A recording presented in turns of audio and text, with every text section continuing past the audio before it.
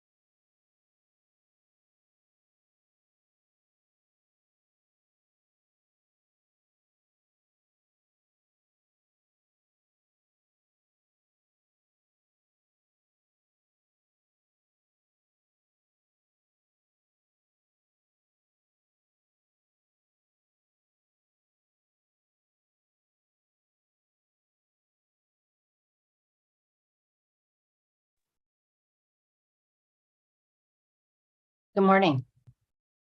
I'm Ward 1 Council Member Brianne Nadeau, the Chair of the Committee on Public Works and Operations.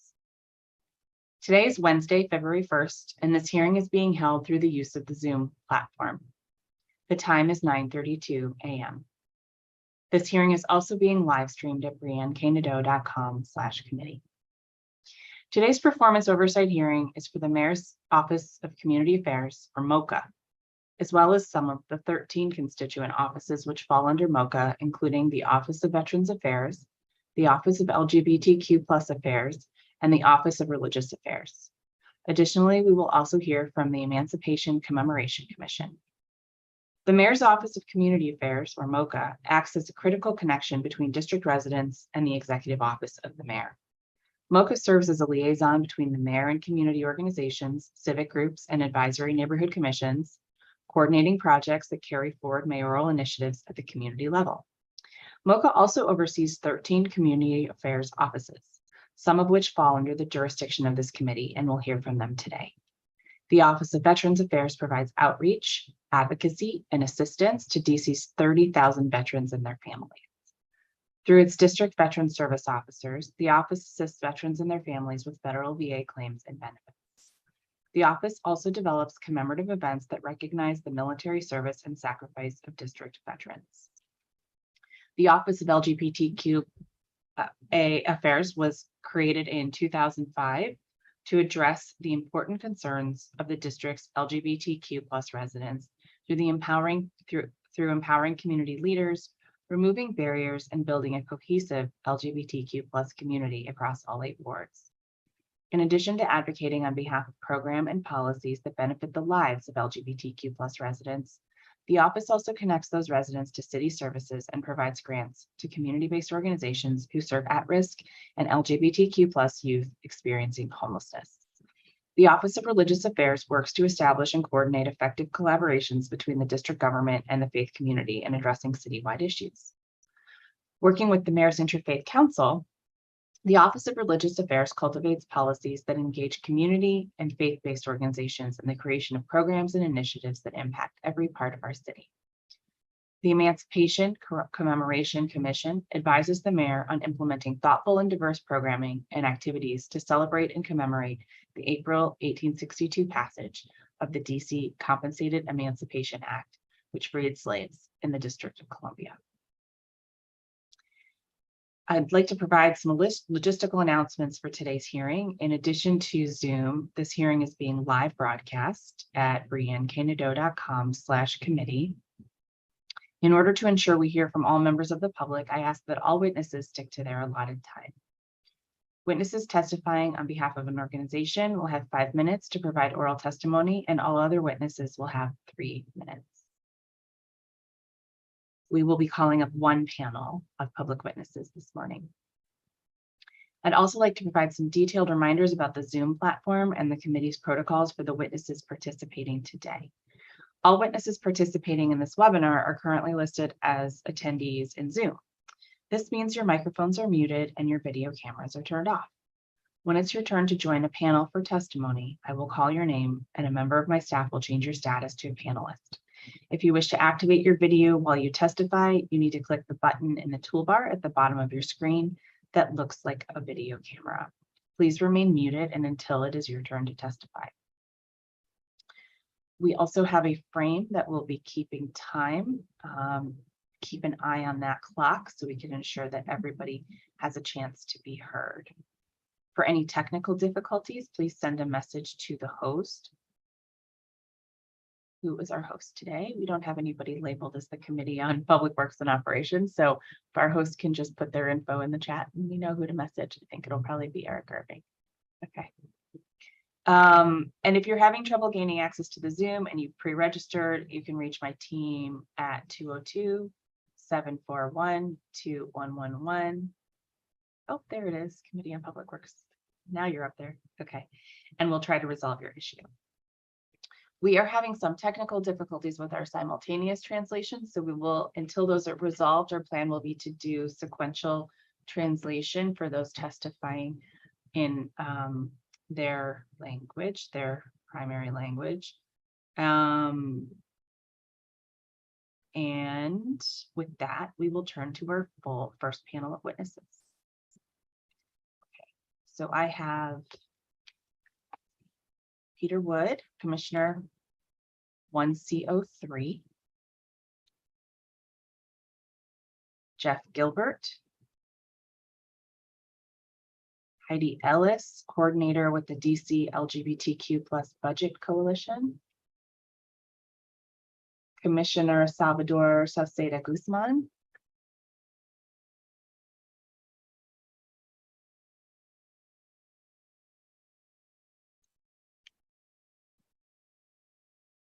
All right. And do we have any other folks joining this panel of public witnesses? This will be our First and only panel of public witnesses.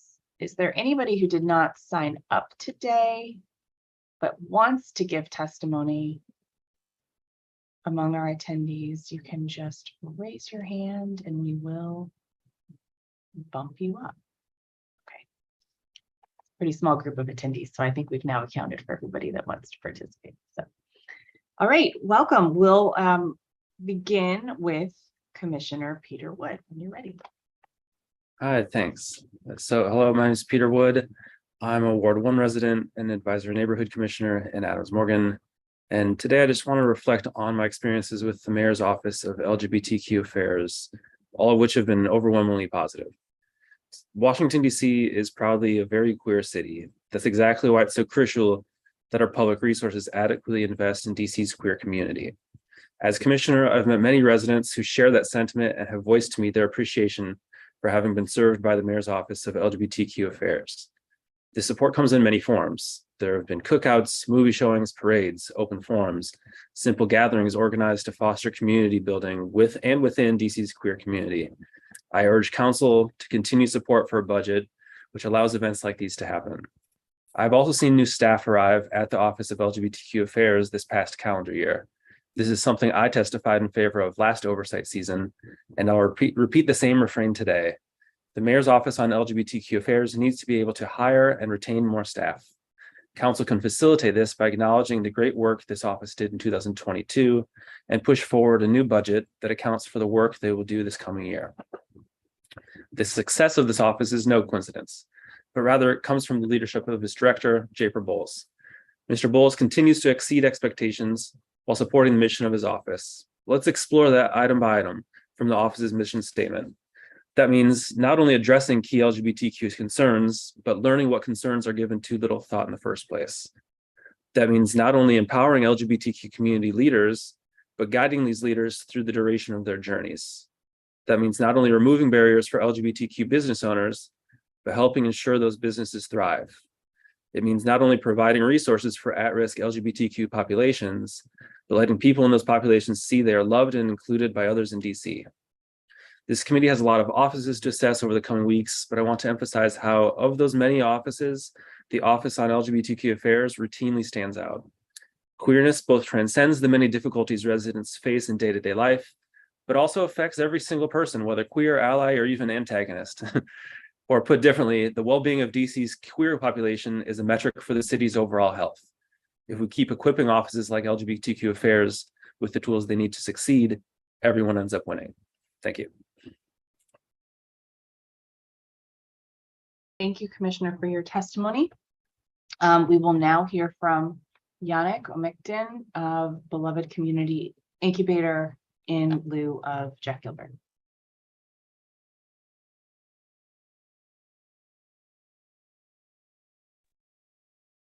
Thank you, Councilmember Nadeau. Thanks to the committee.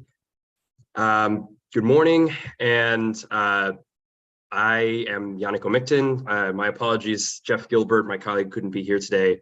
So I'm testifying in his place on behalf of him and Beloved Community Incubator.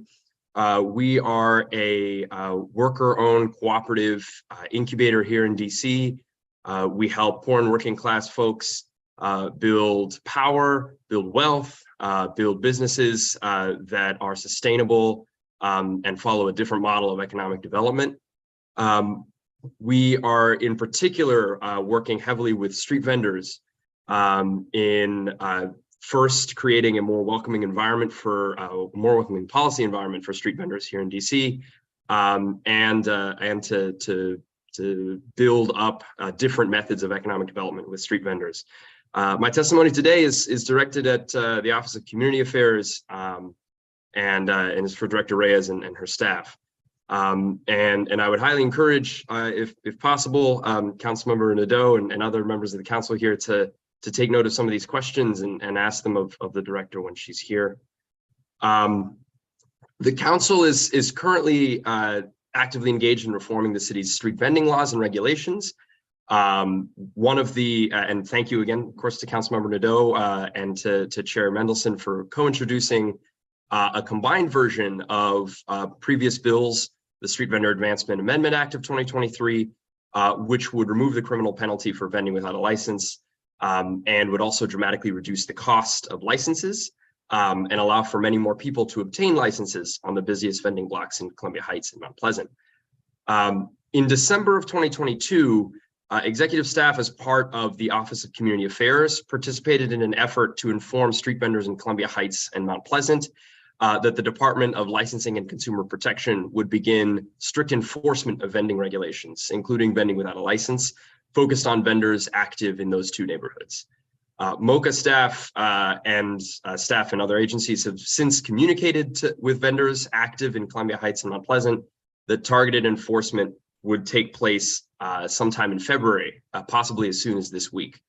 At the same time, MOCA staff has identified a handful of vendors, all of whom are non-Black Latine vendors, to support in obtaining the 6 licenses currently available under the current regulations, which again are up for debate right now, on the east and west sides of 14th Street between Irving and Park.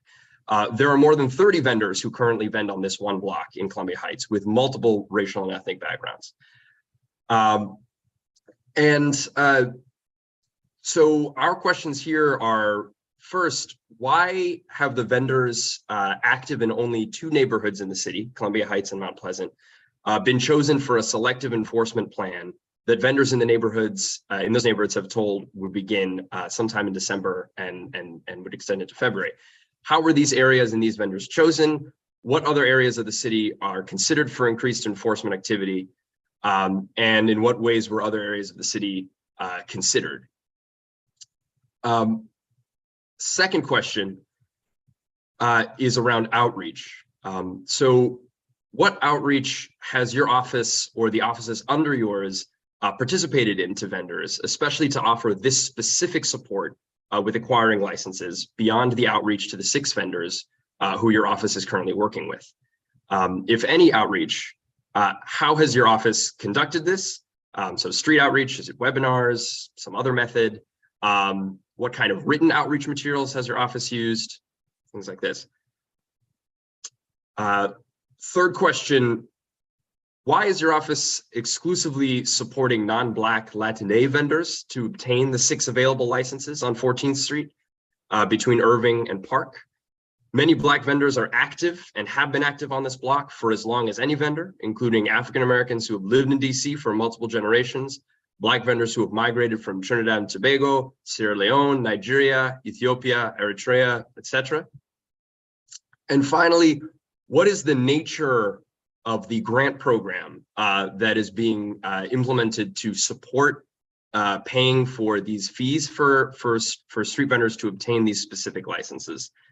We've heard nothing about sort of what line item in the budget this is, where this money is coming from, but the vendors are being told that they are able to receive financial support from the Mayor's Office of Community Affairs and the Mayor's Office of Latino Affairs in order to obtain these licenses. Those are the questions. Thank you so much to the council member for having us here and appreciate responses to these. Thank you. Thank you. We'll now hear from Heidi Ellis.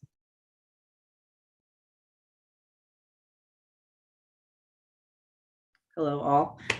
Thank you, Chair Nadeau and members of the committee. My name is Heidi Ellis. I'm a consultant advocate here in the district, but today I'm here representing the DC LGBTQ Budget Coalition that consists of representatives from local LGBTQ and ally organizations across the district. We want to thank the chairwoman and other members of the council for their continued support in working to address the needs of the LGBT community in the district. The coalition has been working over the last few months to identify key areas for oversight and investments, and I will outline some of them in my testimony. Starting with housing needs.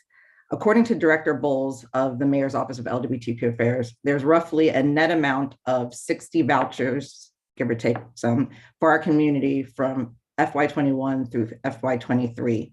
We would like to maintain and increase those numbers. However, our greater concern right now is around the process or lack thereof, which is keeping queer Washingtonians from gaining access to vouchers and permanent housing.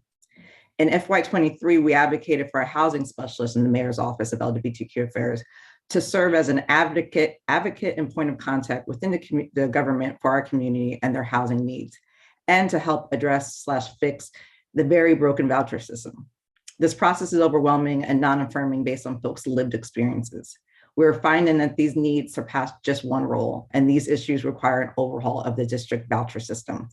We recognize Director Bowles and Dr. Gina Rupert's efforts to address the backlog of LGBTQ+ residents waiting for vouchers by liaising with the various agencies involved in this process. There are concrete areas for improvement and a dire need to educate the community around this process. This is a broader conversation that the coalition is calling for on a district-wide level. And we appreciate this committee, along with Chair White's and Chair Henderson's committees, to join our efforts to convene a housing summit this spring or summer to address some of these systemic issues. In terms of our data needs and the status of our data needs, another area of concern and focus is around data collection. The coalition recognizes the lack of data around the needs of our multifaceted communities in the district has been a barrier to some of our long-term advocacy efforts. However, we have successfully advocated for some investments in legislation to address data needs, and many of those efforts are stalled on the agency level. Specifically, the DC Government Employee Transgender Non-Binary Survey conducted by DHR and the MOVA LGBTQ+ Veteran Survey. The former has reportedly been done. The former has reportedly been done, but the results are not public.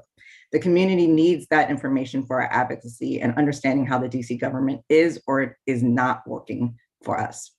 And according to MOVA, they are currently bidding to find a vendor for the veteran survey. Lastly, and most concerning, is a lack of compliance around the LGBTQ+ Health Data Collections Amendment Act of 2018. This act requires the Department of Health to include questions related to sexual orientation, gender identity, and gender expression on their behavioral risk factor surveillance system, in addition to the youth component. DOH shall publish a comprehensive report on the health of the district's LGBTQ community in coordination with the Mayor's Office of LGBTQ Affairs. The status of the next iteration of this report is unknown due to lack of funding. The community would like an update from DOH and the Mayor's Office of LGBT Affairs about next steps to stay compliant with that law. Additionally, we have health-related needs. As we begin the third year of the COVID-19 pandemic, one area that continues to suffer is access to sexual health. DC's HACA report on the STI epidemic response demonstrates that fewer people had access to HIV, chlamydia, gonorrhea, and syphilis testing and treatment due to the impact of COVID-19. This endemic of sexual health needs was further exacerbated in 2022 by the global outbreak of Mpox. The LGBTQ+ community response to these challenges continues to be focused on expanding access to services, addressing the stigma around sexual health, and encouraging education, treatment, and vaccination when available. We look forward to working with the council to serve the district's marginalized community who continue to bear the brunt of some of these urgent health disparity issues. Additionally, I'll say that according to the Mayor's Office of LGBT Affairs, the district is home to over 170 LGBTQ-led serving organizations. The coalition has advocated for additional dollars for the mayor's office, which aided them in becoming a greater grant-making power this last cycle. These dollars are crucial, but however, due to the DC government's rolling out of a new grant management system, the disbursement of those dollars were delayed. We would like the council to reach out to the administration and understand why that was the case, and hopefully they've fixed all those issues. I know I'm running out of time, but I'll just close by saying, one area that we are really pushing for this year, and we would like the support of the council, is finding a way to move the Mayor's Office of LGBTQ Affairs out of the EOM. This office has been restored and expanded due to our work, and we are essentially advocating for their budget. We would like more accountability. We would like more access to dollars that can serve our communities, given the demographics of the district. And we would welcome your support in thinking through how we do that. Thank you for your time. Thank you. Commissioner Sauceda Guzman. Buenos dias, Councilwoman. Thank you for having me today. My name is Salvador Sauceda Guzman. I happen to be an ANC commissioner here in 5D, which is South Ward 5, specifically in the area of Mount Olivet that covers Trinidad and parts of Ivy City. I want to speak on some of the inequities in regards to the Mayor's Office of Community Affairs and start with a letter part of a letter that was submitted by the ANC Rainbow Caucus. The ANC Rainbow Caucus consists of LGBTQ identified elected commissioners from advisory and neighborhood commissions across DC's wards. And one of the pressing issues that we faced this month is the murder of Jasmine Parker, also known as Star. Star was 36 years old, and on January 8th, 2023, she was murdered here in the neighborhood of Ivy City. The ANC Rainbow Caucus once announced that we are monitoring the investigation into Ms. Parker's murder and will keep pressure on government, the police, and media to provide updates. We do call for the public a public roundtable with the Metropolitan Police Department or on other agencies, social service organizations that work with trans people, trans activists, ANC commissioners, and others to discuss steps that will be used to reduce future crimes against the LGBT community. And we request prosecutors to use hate crime sentencings enhancements for charges related to hate crimes against the LGBTQ community, and that police officers receive additional training on Bias-Related Crime Act of 1989 and the requirements when filling out the reports. As an ANC commissioner, I do want to announce and want to make clear that the mayor of Washington, D.C., Mario Bowser, did visit our neighborhood last year in April and did state that the most pressing issue facing Mount Olivet, which again is Ivy City and Trinidad, was sex trafficking and prostitution. Since then, we have not received any assistance since those few words have been shared.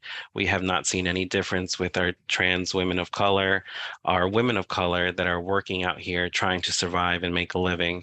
We believe that DC government needs to be able to provide more resources and the ability for these women to survive in a different life, aka providing jobs for them to not have to go to this style of work to be able to survive in this society. I do believe that the Office of LGBTQ Affairs under the direction of Director Bowles has been great, but there are levels of inequity there where the office needs more resources for staffing in different programs that are not just in Northwest DC. We do not see some of these things. We only see them in Northwest DC, and being that East DC, which includes Northeast, Southeast, and parts of Southwest, we're not seeing the same level of dedication. We're not seeing the same level of engagement. We're not seeing the resources come our way east of the river. We want to see these offices act more. As a Latino commissioner, I do also recognize that for the Mayor's Office of Community Affairs, Latino Affairs also shows levels of inequity where they're only sharing resources, majority of their resources in Northwest. Yes, I understand that Northwest has a strong Latino population. As you know, Councilwoman, your beautiful neighborhoods are full of my people, but we have a growing population here in Northeast DC and different parts of the city due to affordable housing. That's some of our last available stock here in our parts of our neighborhoods. We want to see better levels of equity come to our side of the city. We want to see better levels of equity in terms of resources, programming, and attention to come to our side of the city. If the mayor of Washington, D.C. announces that prostitution, sex work, what have you, is a problem in our neighborhoods, we need to ensure that we're actually getting attention for these problems. And someone like Star should have never been in a position where the work that she had to do to survive eventually got her killed. So I want to thank you for your time today, for allowing me to speak on my neighborhood and speak for those that live in our part of the ward here in Ward 5, because it is a problem and we're looking for solutions, such as just creating more incentives to hire trans women, trans men, trans women of color, as well as providing opportunity for them to do something else than the work that they have to do to survive. I reserve the rest of my time. Thank you so much. Thank you. And thanks to this panel, it's been really great to hear from folks. And I want to sort of make sure that I get the most out of you all while you're still here. So come back. Let's chit chat for a little while before we bring in the directors. Great. The majority of the panel testified regarding LGBTQ affairs, which is not surprising because this is a really important topic in the district. And this office sort of corrals a lot of the resources that come from other agencies and works kind of on a shoestring. And a lot of the conversations we have about supporting the LGBTQ plus community in district government actually go beyond this office, right? We talk about the Department of Health, we talk about housing, we talk about Human Services. When I was the chair of the Committee on Human Services, we talked about homelessness among youth. Here we're talking about human trafficking. So really, of course, these issues touch almost every committee and every agency. So I want to start, Commissioner Wood, if you have anything specific, in terms of funding or focuses that you think we need to be thinking about. It's a little early for budget season, but it's really never too early for budget season.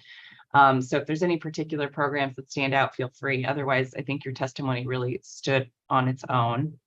I mean, what Commissioner Sauceda Guzman said, I think that's my experience as well. I live in Ward 1, which is, of course, well, east of the Rock Creek Park, but west of the Anacostia River. But I mean, I spend quite a bit of time east of the river, as well as other neighborhoods. And I mean, it's a tale as old as time. It's DC's history, which is a very unequal distribution of resources. I think we've made progress, but there are a lot of neighborhoods and pockets in the city where, especially with housing, but also just like the soft skills of engaging with people who are not necessarily in a stable place geographically, and just making sure that people feel that trust. It doesn't always have to come from the DC government. I acknowledge that. Some services I think are best through a third party that's supported by the government to make sure that the trust is fostered well. But in any case, I mean, I like I said, staffing, I think, is the thing that I've heard from former Commissioner Director Bowles in terms of what you can do. They have good people, and they're doing, like you said, a lot with the shoestring budget and small resources. And if we grow this a bit, I feel confident that that'll just continue to be good work, and exponentially so. Wonderful. And Heidi Ellis, thank you for all of the work that you've been doing over the past several years to really put the needs of the community in sort of a concise ask around budget season, which is no small feat. And we on the council really appreciate that. So, what do you think okay, so you've talked about vouchers, a housing summit, love the idea. Okay, data collection. I think I want to do a bit of a deeper dive on that. So the first study you mentioned, which was about health among our transgender population, is that the study that the Department of Health now does? That's the one that was conducted by the Department of Human Resources. It's for trans employees of the DC government. Oh, okay. I heard you say human resources, and I wasn't sure if that was a typo. Okay, so it's for our employees. Okay, yeah. That's really interesting. I was not familiar with that study. I remember the 2018 law, which clearly we need to get an update on. Oh, sorry. I'm sorry, Councilwoman. I realized I conflated two things. Yes, I am talking about the survey for employees, but the law is from the Department of Health. I'm sorry, I conflated the things when you asked me that question. Okay, I got it. Okay. There's two, yeah, I was talking about them separately. Yeah. And then the community-based survey is definitely Department of Health. Yes, that one is cool. Yes, sorry. Okay. Sorry for that. No, all good. I'm getting my bearings. So you're going to be one of my guides. And then tell me more about the survey that the Office of Veterans Affairs is going to be doing, because we have that office too. So we can exactly. And I'm not sure who's going to be here to represent them today, but that is something that we also advocated for. It's a community survey for LGBTQ veterans to assess their needs, because we haven't done that at that scale in the district, and MOCA is leading that effort. Do we have any idea what how large that population is? I think that's part of why we want to get a sense of this, because a lot of, especially when it comes to our LGBTQ seniors, a lot of those folks have been forced to be closeted and choose whether they're going to represent themselves as being LGBTQ or being veteran. So I think the numbers are muddled, and this is part of why we need this survey. So great. Okay, excellent. You want to give us a preview of any of the budget asks coming up? Yes, well, a couple of them, as you've heard a few of them. One of them is that we want to, this is on the employment side, but still related to the Mayor's Office of LGBTQ Affairs, similar to the housing specialist that we advocated for. We're looking to identify an employment workforce counterpart to that role in the Mayor's Office of LGBTQ Affairs, to serve as kind of a point of contact, one-stop shop for the queer community. As you know, we have great barriers when it comes to securing sustainable employment. And although we've advocated for successful workforce programs, there's still a lack of building a true pipeline, especially for our trans and gender nonconforming siblings. And then also just sustainable, livable wages that can also, I mean, that leads into housing and other things. So we're hoping to get that role in Director Bull's office. So you'd be looking to add an FTE then, that person? Yep. Yeah. And it might be a situation like some of our other roles, like the LGBTQ Veterans Affairs coordinator, who they kind of split their time between MOVA and the Mayor's Office of LGBTQ Affairs. There might be a world where we have to cobble that, but definitely want to have someone that is the point person for that, because it's a big need in our community. Great. And Commissioner Sauceda Guzman, thank you very much for your testimony. Thanks for joining us sort of last minute at my request. I'm really glad that worked out. So you referenced this, but council members and the mayor, I believe, received a letter over the night from the ANC Rainbow Caucus in response to the murder of Star Parker, but also kind of what has led up to this moment, which has been really traumatic, I know, for not only the LGBTQ community, but those of us who support the LGBTQ community. So there's some specific requests in the letter. You went through them in your testimony. I understand what they are. Some of them are things that we can sort of help boost from this committee. A number of them in partnership with other agencies that don't fall under our jurisdiction. But you also talked a bit about your SMD and the supports needed there. And it struck me that, that's a really important thing to lift up. I mean, who are the partners in community right now that you see that you want more of? I know in Ward 1, we work with HIPS a lot, for example. Is it them? Is it others? Is it folks we haven't yet identified?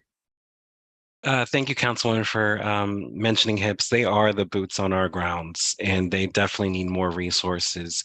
It is very difficult to see these folks that are underpaid, completely drained mentally, physically, and emotionally, and they're still out here doing the work that they're doing. Our office, the LGBTQ office for the mayor, they're in a very, very similar situation, just like the folks out here on the grounds and HIPS.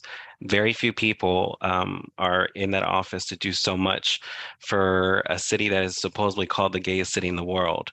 It does not make sense that we use that title, but only have a very few amount of people being able to assist that community. We should not be using that title so carelessly and freely without actually giving the people that belong to that community the resources that they need.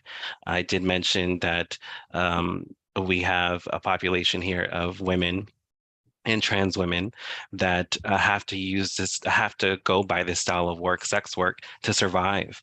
It's very difficult that what we're seeing here. We're seeing also new immigrants coming into the population that are going into this style of work because that's all they have available to them.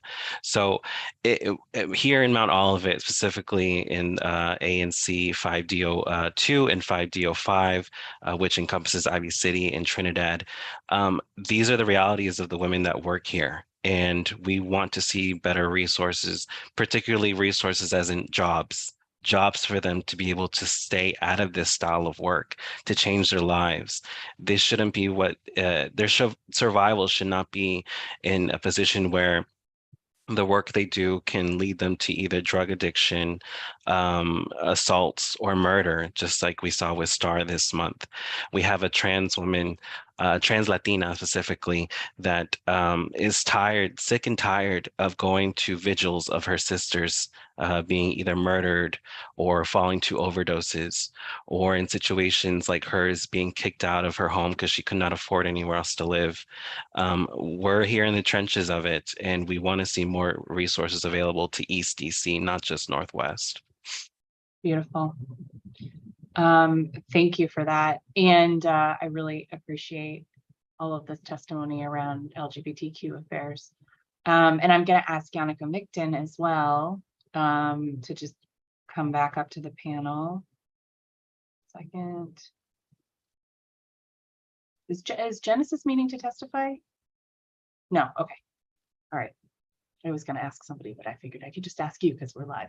All right, so thank you for sending over your questions for the director in writing. That is very helpful.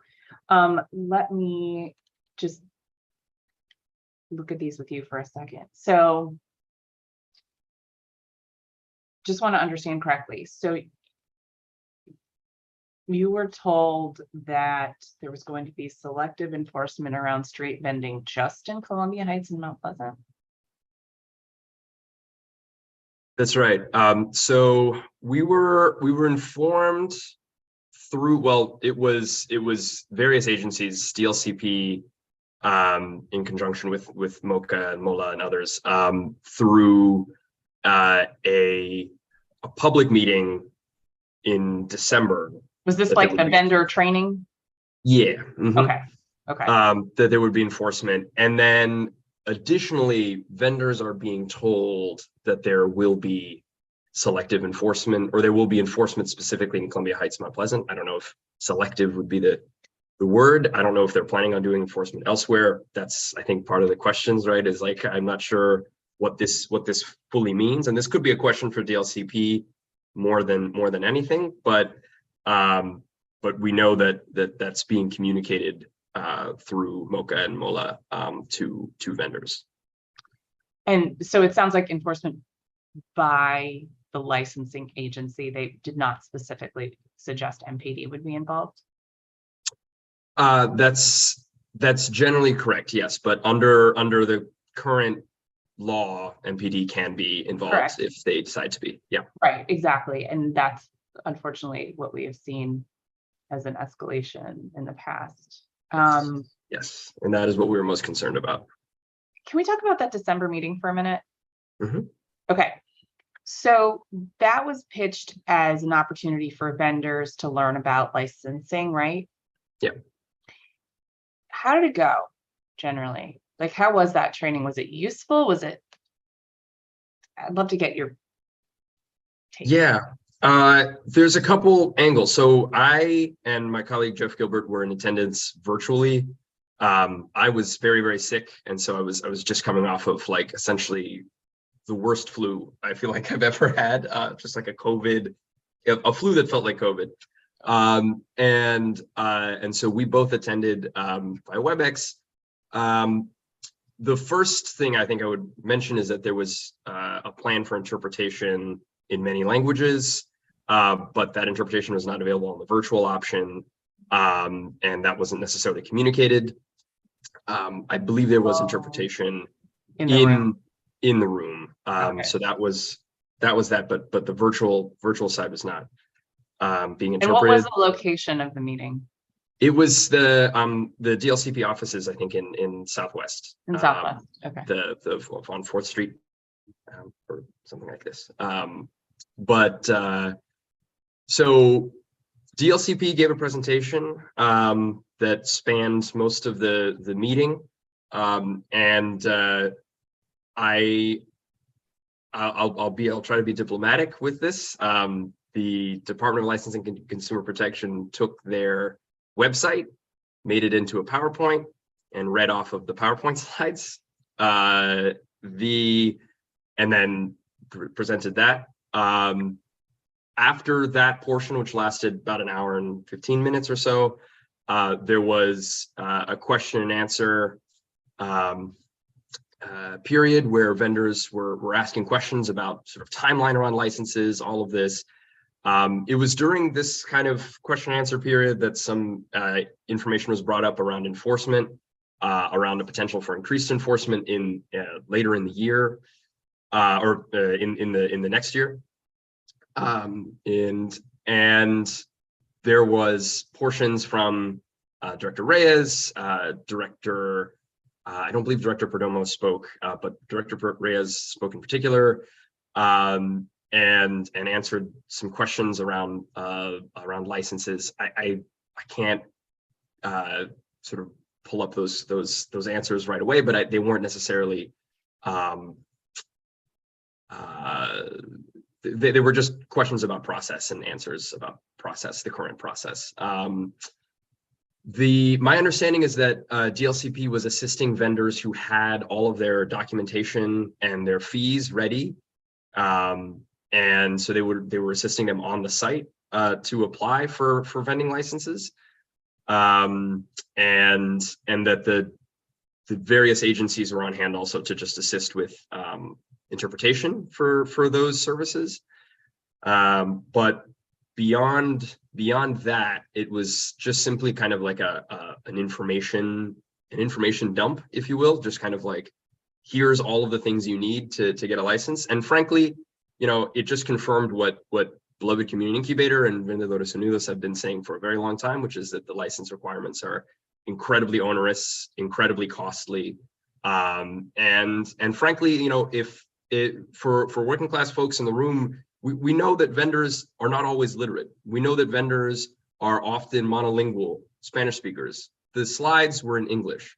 The idea here is that, like, if we're trying to expand the number of people who get licenses, we really got to try super, super hard, like actually, go the extra mile. And so I think this is somehow connected with the effort in the last month or so to get specific vendors connected with resources around, resources to help kind of get a license and pay for licenses. But none of that information was shared in the meeting, right? So if there was a program in place to assist vendors with paying for licenses, that wasn't publicly shared during the December meeting. And yeah, so it was more about like, here's the law, less about like technical assistance, except for there was a handful of folks. Am I summarizing correctly? There were a handful of folks who were getting some TA, but maybe not everybody who needed it, or maybe not the people who needed it most. Right. There was an informal kind of technical assistance portion at the end after the virtual session ended. So you'd have to be in person. So you'd have to be in person. Yep. Right. I think one of the things we want to talk to them, and so I think that because Director Reyes-Llanes is up next and has been one of the voices, working with us to try to lift up the needs of the Latino community and the vending community, I think we should be advocating for any additional ones to at least have the option of the Reeves Center, which is closer to where I know there are vendors all around the city. But I do think that training probably sprung up from the very acute need in Columbia Heights and Mount Pleasant. So that's really good information. Thank you. And I don't want to get too far into stuff that is mostly DLCP today, but so, and then I saw you had a question for her about non-Black Latine vendors. Got it. Okay, I see that one. And then grants. So we'll get into that. We'll get into that later. Heidi noted in the chat she has an additional point regarding language access. So if you would like to jump in, feel free. Thank you. Sorry, this is included in my written testimony, so you have this information, Councilwoman. But I just wanted to state it for the group that one of the issues that we've been talking about even though we focus on queer issues, obviously there's queer people of every background, right? So making sure that there's greater access to the stuff that we're providing in terms of resources. So this year we're being very intentional about making sure that we translate any resources that we're going to develop during the budget season to for definitely Spanish and working on Amharic. And then I would also just say on citywide, one of the criticisms we have in the DC government is that there's the DC Language Access Act of 2004 that requires all district agencies and providers contracted by the government to have interpretation services. And right now, there's a lot of the offices that serve migrants that we now have an influx of due to political theater. The system is strained right now, right? And a lot of the providers and the government side do not have folks that are multilingual. So a lot of folks are being lost in the process. down to one very specific example of a trans man was put, or trans woman was put into a men's shelter and attacked when they were bused here. This was, I think, about a week or so ago from Texas. And there was no immediate services that we can provide for that person. And now that person is lost in the system because there was no one that can translate and get them plugged in with proper queer affirming services, right? So this is to your point about it, it's an acute need, but still a need, and I don't want that to be lost. So one thing I would hope the council does is hold the government accountable to making sure that they're meeting those language standards.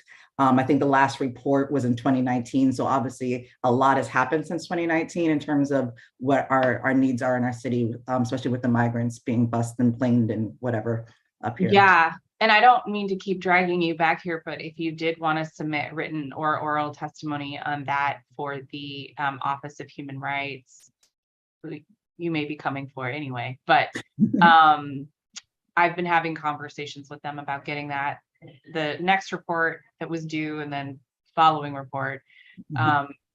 We also are having them do a training here for council staff, even though the law kind of carves out the council a little bit. There are some of us who still are trying to fulfill it.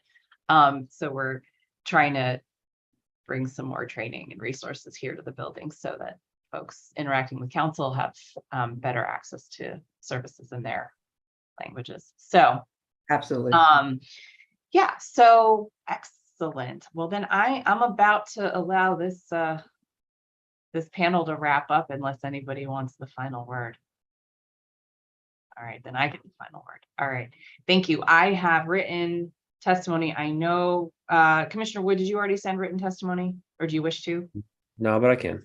Okay, great. I think I have from everybody else. Excellent. Thank you to this panel. Appreciate all of you. All right. We will now be joined by the Director of the Office of Community Affairs, Jackie Reyes-Llanes. We will promote her in a moment, then I will swear her in.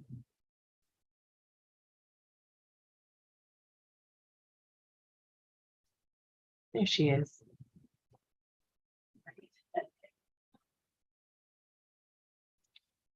Director, when you're ready, turn on your camera, unmute yourself, and I will administer the oath.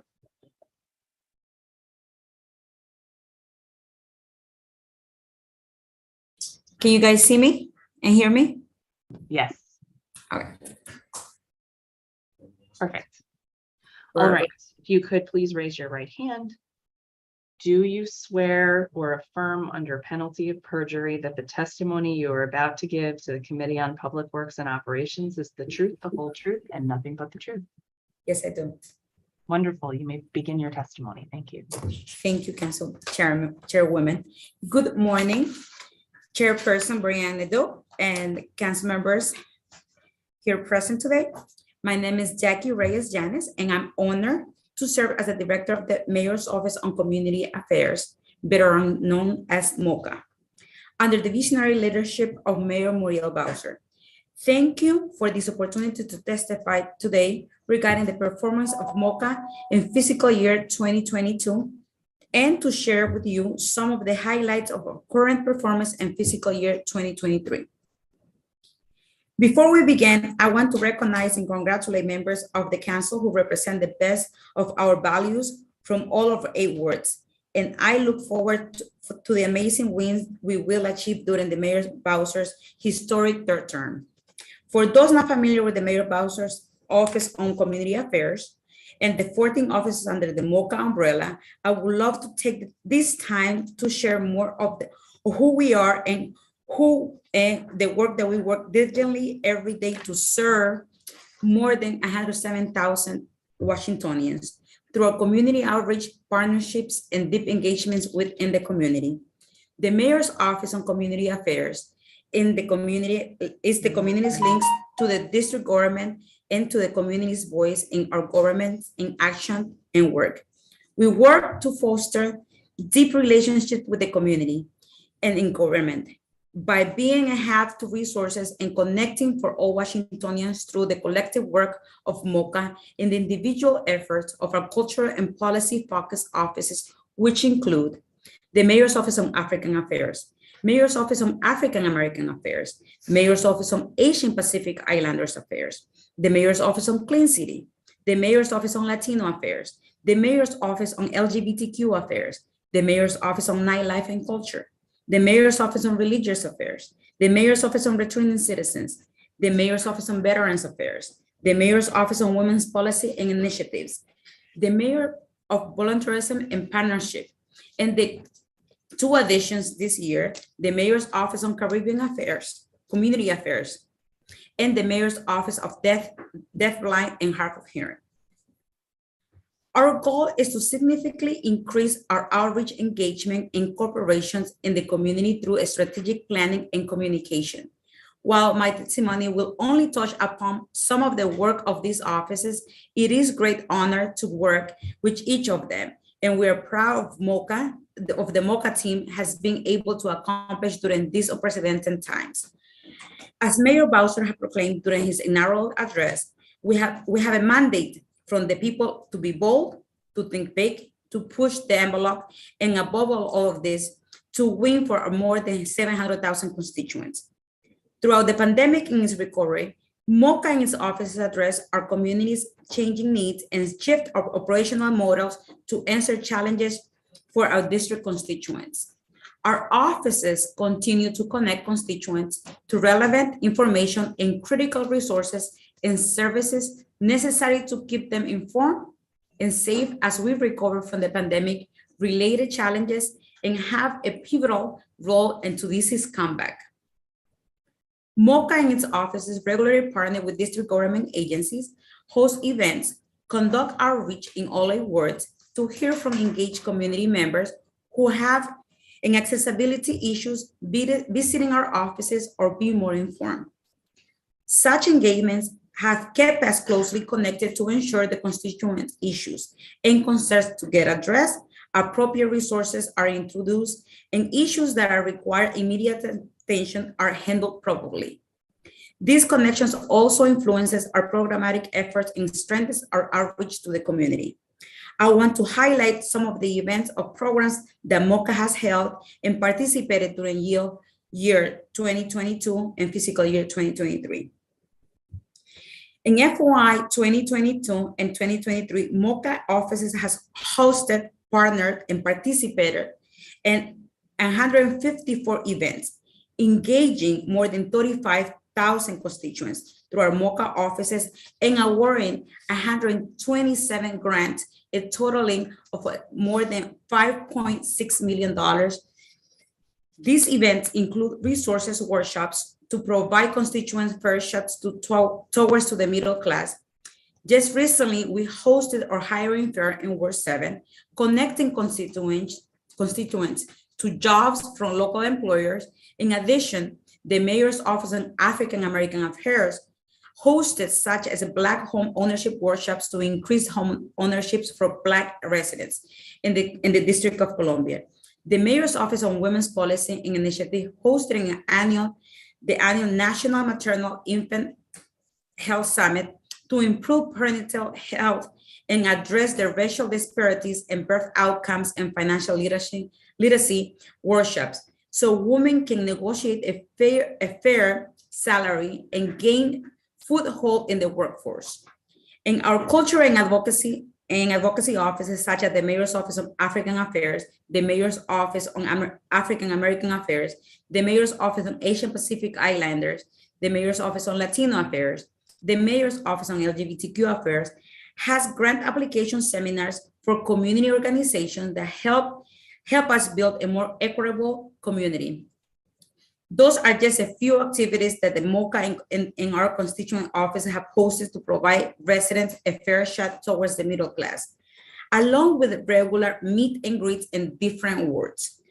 MOCA also has highlighted our DC values of embracing diversity, inclusion, by celebrating the unique makeup of community and ensuring the cultures and heritage of our constituents.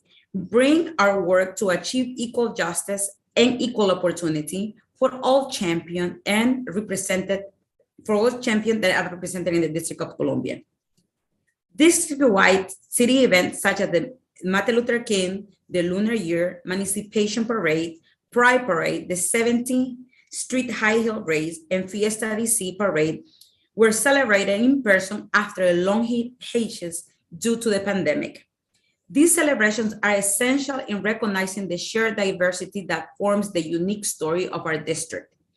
They are also promoted acceptance, set the tone for what our DC values strive to be, and promote our quest for the District of Columbia to become the 51st state. Our offices continue to support the Mayor Bowser's commitment to DC's recovery from the pandemic. MOCA and its offices listen to feedback from our communities to address rising concerns such as migrants issues, hosting informational workshop for sidewalk bending throughout the 8 wards and public safety, through a series of partnerships with the district governments and local partners. MOCA offices are here the forefront in addressing the community concerns.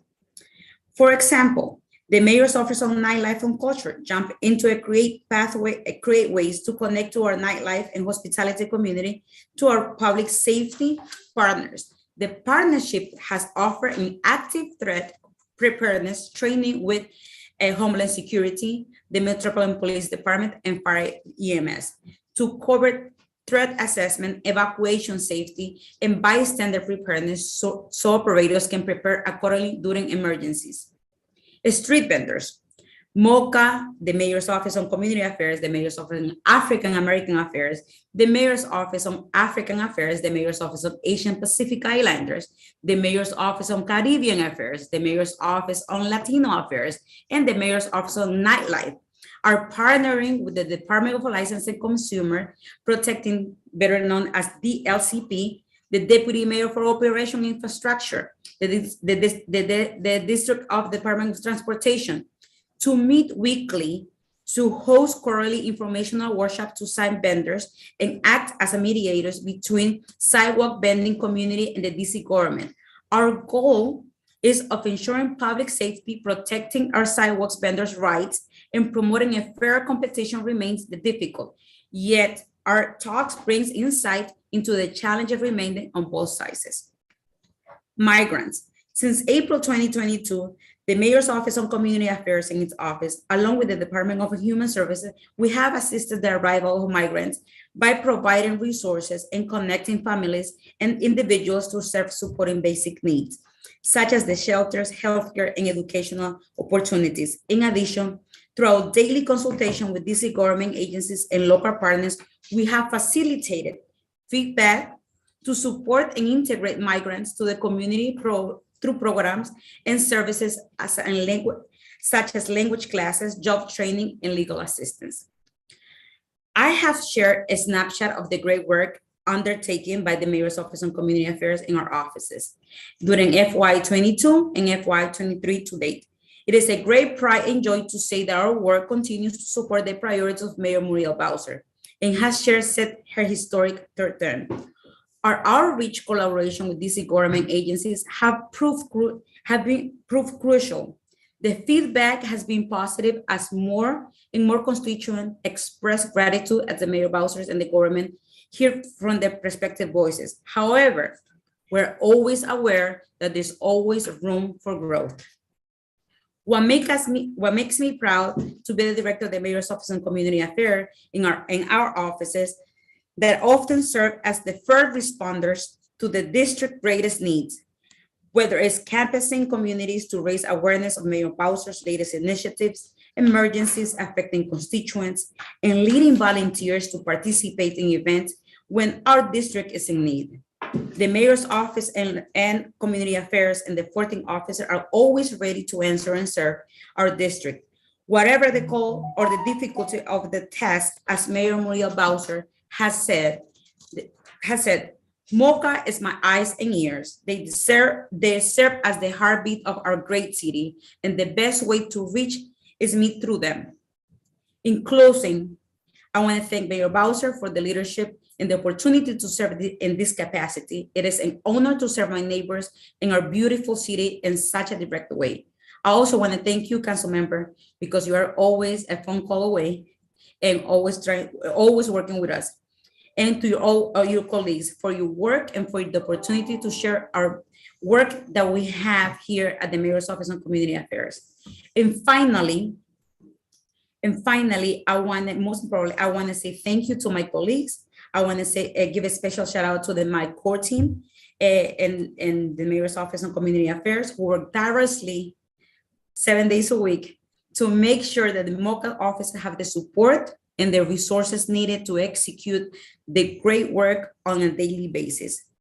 And I also would like to invite you to our open house tomorrow at 2 o'clock at the Wilson Building, starting at 1350 Pennsylvania Avenue. If you want to reach throughout, visit us here.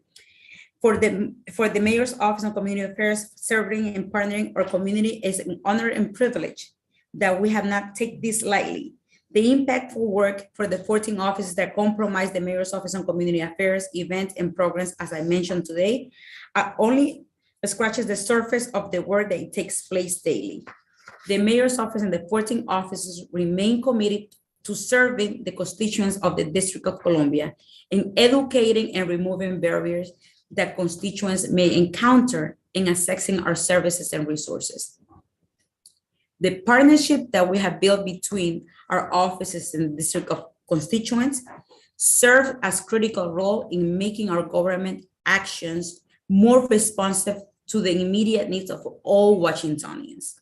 Again, thank you for this opportunity to testify. I welcome questions from the committee, and I also invite you that if you might be interested in contacting us, you can do so by calling us, come to see us.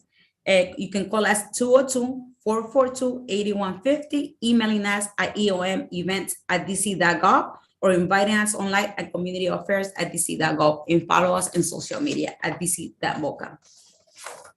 Mil gracias. Thank you, Director, for your testimony. How many staff serve on the MOCA team? So we have a total of 6 people. And how does your office work with community organizations that residents might be most familiar with, like HIPS, or we could even say the ANC? How does your office work with them? Yes, so we have a clear communication with everybody, Councilwoman, and after the meeting that the mayor had through a public safety meeting this past Saturday, 2 weeks ago, they have a portal, and we're thinking about like making ourselves available to meet on a regular basis and just connect. And we understand that even though we have newsletters, we have social media, and we have meet and greets, is always be able to be at every, especially with the ANCs, to use that portal. And then how does the office work with community organizations? So here's an example. Beloved Community Incubator testified today. How does that work? So when they come, sometimes they will come to me, and I better see if it is a Latino issue. I will bring in the Office on Latino Affairs Director, or I will bring whatever I feel that it is that community. If it is African American Affairs, I will bring Reverend Thomas. If it is nightlife, I will bring in and connect with our nightlife director. That makes sense. We heard you in your testimony, you talked about supporting the Department of Human Service in greeting the migrants arriving from Texas and Arizona. One of the witnesses testified earlier today and noted that there have been some challenges in ensuring that there's language access and for people specifically LGBTQ community, making sure that there is there are competencies around serving our trans arrivals. What have you observed, and where do you think we need to be adding resources and supports? as you know, you are critical on this on assembling the migrants office, and we have make a great hire within this past 2 weeks, but it was a challenging, and we have addressed those barriers that have come since April. You know, the mayor addressed it. She did the state of emergency in the city. She established the office. It's being now staffed as we speak, but the mayor's office, the Department of Human Services, they tackle this and they are addressing the barriers that we have met. Thank you. And thank you for giving us an overview of the work that you've done in the past 2 fiscal years. Really appreciate that. One of the things that you have worked with my office on a lot is the street vending programming and supports and the legislation that we're moving forward. We did hear today from Beloved Community Incubator, and there were some concerns about information that was shared in the December meeting. So, and I shared the concern about of enforcement potentially picking up this month in February. Are you familiar with what's being planned and how vendors need to be prepared? And council member, we have been meeting with the office like every Wednesday, you know, so Yeah. it's not, so we are, in the mayor's office, you know, we try, in my office, we try to bridge the barriers from our constituents. But once it's in execution, it's just for every constituent have in a culture and the language that they will understand. So we have been working tirelessly, like for the past year, with your office, and also the other, because it has not been targeted on Columbia Heights. This has been all sidewalk vendings. We had Right. we have brought other offices, so I don't want to make it seem it's only Latinos or it's only Columbia Heights. Right. We have addressed in Ward 2 and also in Ward 8, you know, and then we did this workshop in December with more than 80 people came. Some of them, it was in person, but we're also going to do it as much as humanly possible in person. And I understand, I heard Mr. From Beloved Community that we are translating we're translating in all languages, because the mayor's office, the director on Latino affairs was present, Asian Pacific Islander director was present, the director on African American was present, and also the Caribbean affairs director was present at that meeting. So so people, and a few Caribbeans came. So our job as the umbrella and the mayor's office is to make sure that everybody gets connected. So we are addressing the language barriers and also the ethnicity.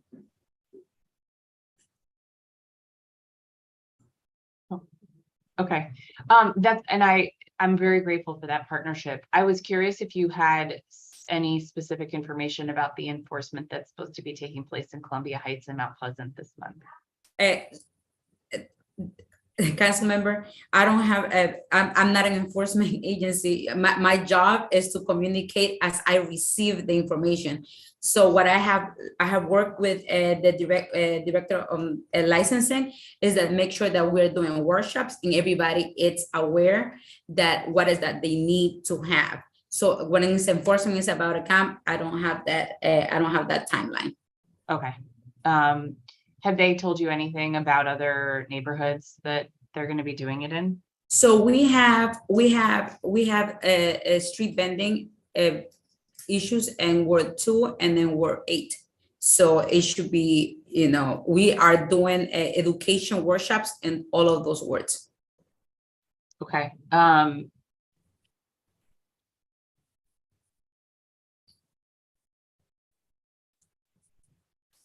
I know your office has been helping provide technical assistance to vendors, helping them get their applications and their paperwork together. Thank you for that. I know you were initially working, I believe, with a group of 6. Has that progressed? Will there be more working with you, and how will that roll out? So what are we doing is putting a program for all DC vending, because it's not, and I know that Director Perdomo, he is very hands-on, and that's why he reached out, but I will have to get back with him and see what is the latest update. But I know he has been going to doing outreach to the vendors, as much as humanly possible information that he has. He's doing it and he's meeting with them. I know that they came in a group of last week he was meeting with them, but I will have to get back to you, council member. Great. And I know he's Latino affairs. Does he have counterparts who are doing the same type of outreach in other languages? How is that working? Yes, so we're working with Caribbean Affairs, we're working with our African American Affairs, we're working with African Affairs, and the Nightlife Director. So we are all together on addressing the vending. Okay.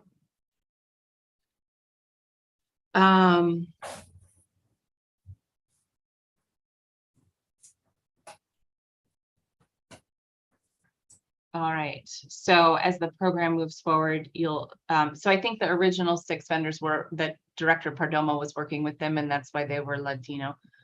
There was a request that some, that we see an outreach also to Afro-Latino vendors and to African vendors and African-American vendors. So it sounds like those offices are starting to join the Yes. technical assistance program. Okay. And then are there any details for the grant program being used to support vendors to acquire licenses? Yeah, there's as you know, and this is something that as a director I had learned to pivot and learn as when the COVID came, we gather people to do even, did a program to do masks, and now that we're seeing this vending, we need to see the whole proposal that we have on getting districts, on vendings, and then what do they need to get the program going. So we're now that we have FY 24 coming, there's something that we are in the drawing board to put up the program for vending, DC Hope vending. Great, thank you. How has your engagement strategy shifted as we are emerging from COVID? You mentioned that December event wanting to do more in person. What does that look like? Are you mostly hybrid? Are you mostly in person now? Councilwoman, we are in person in the mayor's office on community affairs. All our offices are looking at our constituents from veterans. We are doing a lot of intakes, Asian Pacific Islanders, all of us. We're only teleworking 1 day a week, but mostly we're in person. And we're doing campusing on Friday, so you cannot even say, so we are fully in person. Great. And we could have wished that this was in person also, the hearing. Right. We are in the same building. That's true. There are very mixed feelings about whether hearings should return to in person. So here we are. All right. So, and then you talked about grants a little bit in your testimony, but I believe each year the mayor awards more than $1 million in grants to community-based organizations through the offices under MOCA. Can you describe for the committee MOCA's role in supporting constituent offices in the grant making process? Yes. Actually, we did 5 million this year to 127 grantees. So what the mayor takes pride on is about the process. Before us, it was not a process. Now we have a period, we have a timeline from early of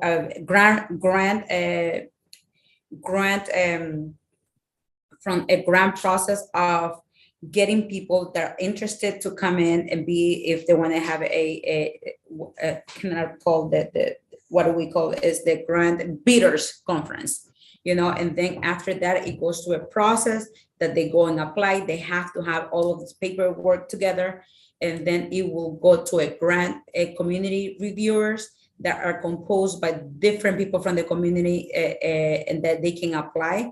And some grants, to be grant reviewers, and that goes to each offices that have grant authority.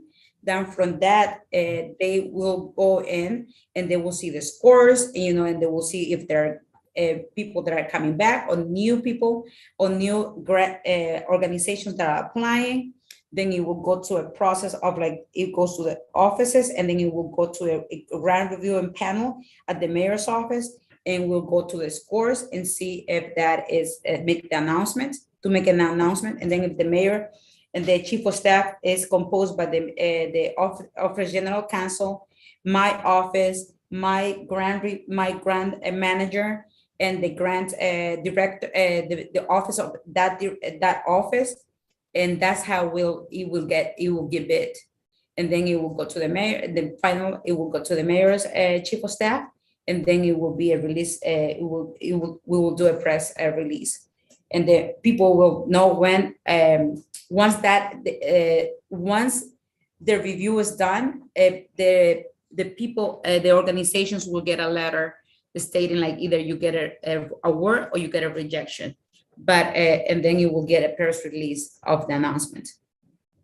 Okay. And then it's a fact of monitoring. We do physical, we go site visits, you know, we have regular checks on that after we close by September 31st, and close that cycle, and then we start the cycle again. And so for FY23, how much is available? For FY23, it was $5,600,000 and $800. 506. Uh-huh. So far, how much do you think you'll do total this fiscal year? Oh, this fix that is granted, Councilwoman, Oh, okay. for FY23. Okay. So for FY24, Yeah. that's what that is All right. what it's gonna be. Okay. And then of the 5.6 million that you talked about, you said that's how much of that was FY22? FY22, Mhm. I will have to get that number for you, Councilwoman. Okay, great. Yeah, I'm trying to get a breakdown year over year since we're just starting Yeah. with it now. So, great.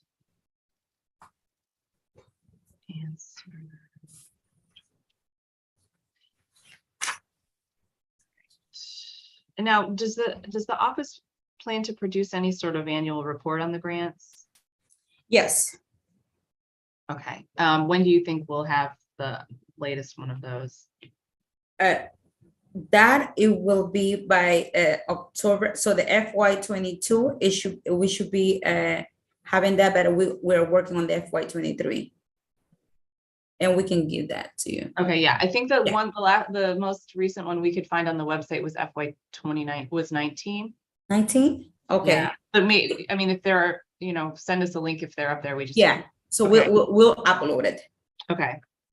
So 22 is finished. Mhm. Is that right? Yeah. Okay. All right.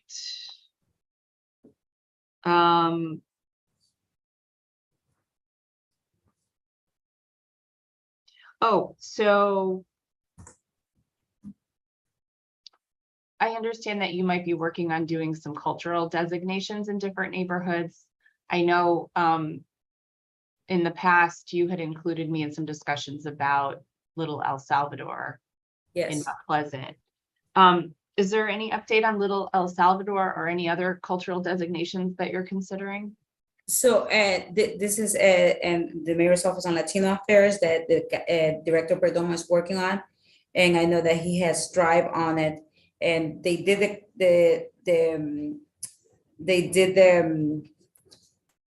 the festival, the second festival, and I know that he's planning for his third one. But also we're doing an African one and Caribbean, and our chief of staff is also activating downtown. So you will be hearing the Emancipation Parade is coming. So we are working on that. But the destination for the culture corridors are coming. Like, we Ethiopians, I know that the Ethiopians have reached out to Director Kava, and Director Kava is working on the Ethiopian. And we'll make sure that all council members are well ahead on this, Councilwoman. Yeah, definitely. So with the cultural designations, would there be council, like, would we have to pass a law or anything? We have to, you know, we have to submit it through you guys. Okay. Where would you be thinking about for the Caribbean cultural designation? So that is our director, Natalie Snyder, is doing community workshops and also community roundtables.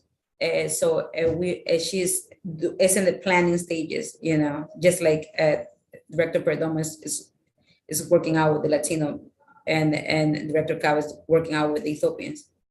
And I know that you have a very long history in government, and so you have watched and participated in all of the discussion around where Little Ethiopia should be, and know that there is a challenge right now on 9th Street, unfortunately, that, you know, unfortunately that corridor is no longer really exhibiting the best qualities of our Ethiopian community and what we like to remember and lift up.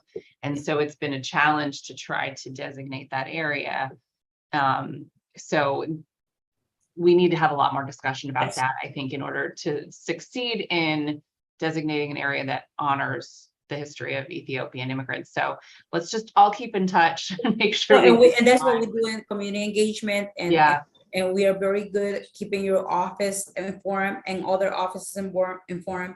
So, and it takes, like Little Salvador has been like more than 3 years because it's a lot of community engagement and feedback that we're taking. And so with cultural designations, because I haven't really been around for one, do those usually come with funding and programming? So we work with our partner agencies on this, you know, like we are reaching out with licensing, you know, and the deputy mayor and economic development. Like, you know, we have Amigos Park or a project, and we are working on, and you know how this works. Like you said, it takes time and a lot of coordination. So, and it takes funding.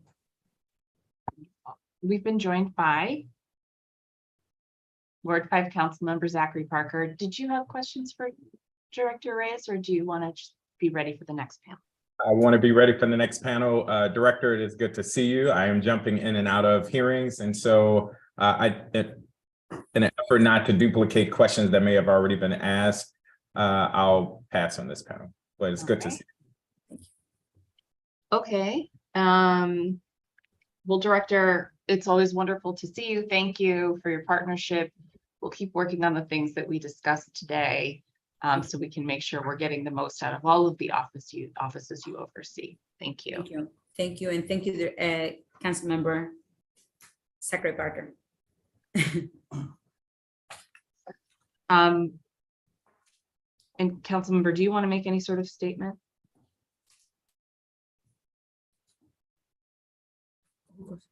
Statement ahead of the next panel. Yeah, well, if you'd like, you can make an opening statement for the hearing today, or you can say nothing, or you could make some remarks at the beginning of the panel that you are most interested in. It's sort of up to you. We don't have a packed agenda today. I will be brief, but I will say I jumped on because I wanted to hear, but celebrate, but also have questions for the Mayor's Office of LGBTQ Affairs. As you have also been in receipt, Councilmember Nadeau, so have I, several concerns around what is seen as an uptick in violence against Black trans women in particular, as well as members of the LGBTQ community. I know the office has done a lot of work to support the community, and I want to applaud Director Bowles for that, as well as to hear the different initiatives that are yet to come, but also to see how we can work together to make sure that we're addressing community concerns, but also the ongoing violence and hate crimes that sadly are targeting members of the community. The last thing I would just say, there is work underway for greater collaboration between the Mayor's Office of LGBTQ Affairs and the Council. And I think that is a testament both to your work, Councilmember Nadeau, and this committee's work. And I'm looking forward to contributing any way I can. So I do have several questions, but it is both to celebrate the work that is happening at the office, but also to better understand how we can work together. Thank you. All right, well, thank you. And with that, I'm going to call up Director Elliot Domingo of the Office of Veterans Affairs. Thank you.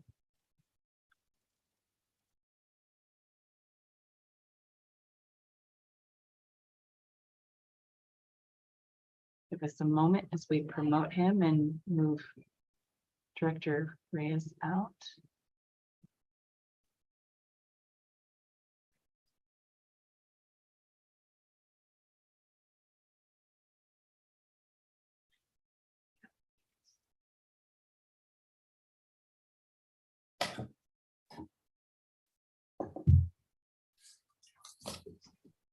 Excellent. Director, before you begin your testimony, I'm going to administer an oath to you. If you could raise your right hand. Thank you. Do you swear or affirm under penalty of perjury that the testimony you are about to give to the Committee on Public Works and Operations is the truth, the whole truth, and nothing but the truth? I do. Excellent. You may begin your testimony. All right. Excellent. Thank you very much. Good morning, Council Member and Chair Nadeau, members of the Committee on Public Works and Operations, and staff. I'm Elliot Domingo, Director of the Mayor's Office of Veteran Affairs. I'm a 15-year veteran of the U.S. Marine Corps with split time between active duty and the reserves as an enlisted infantryman and a communications officer, retiring with the rank of major. I would like to thank Mayor Muriel Bowser for her steadfast leadership and echo a statement from her third inaugural address. From the pandemic to protest to an insurrection, we stood together. We made it through together. During 2022, MOVA expanded the District Veteran Service Officer Claims Program, developed LGBTQIA+ programs and services, increased Vets Rights vouchers, and implemented the Disabled Veteran Homestead Tax Deduction Program with the DC Office of Tax and Revenue. MOVA's mission is to serve the 30,000 veterans, their families, survivors, and caregivers. We addressed a broad range of social, economic, and healthcare needs by building strategic partnerships with public and private organizations, develop veteran-centered policy initiatives, and forging strong relationships with the veteran community. At all times, MOVA strives to make Washington, D.C. a desirable and progressive city for those who have protected our nation. So MOVA divides its efforts into three pillars of support: services, programs, and outreach. Over the past year, MOVA served, enrolled, or directly engaged 3,316 DC veterans and their family members. MOVA's primary service is the U.S. Department of Veteran Affairs Claims Assistance. In 2018, MOVA began its District Veteran Service Officer Program, which consists of two full-time DVSOs. These officers are responsible for assisting veterans, veteran spouses, family members, and survivors in applying for their benefits from the VA by initiating or reopening claims on their behalf. If approved, these claims result in monthly compensation for service-connected disabilities or non-service-connected pensions, and the veteran enrolling in the VA healthcare system.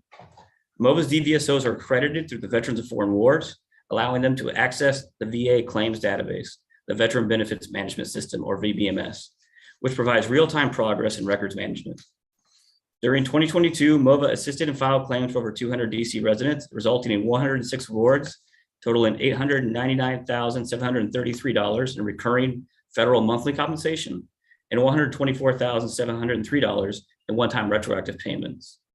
Since MOVA began its claim service in December 2018, 264 DC veterans and their families have been awarded $3,744,915 in recurring compensation and $917,715 in retroactive payments.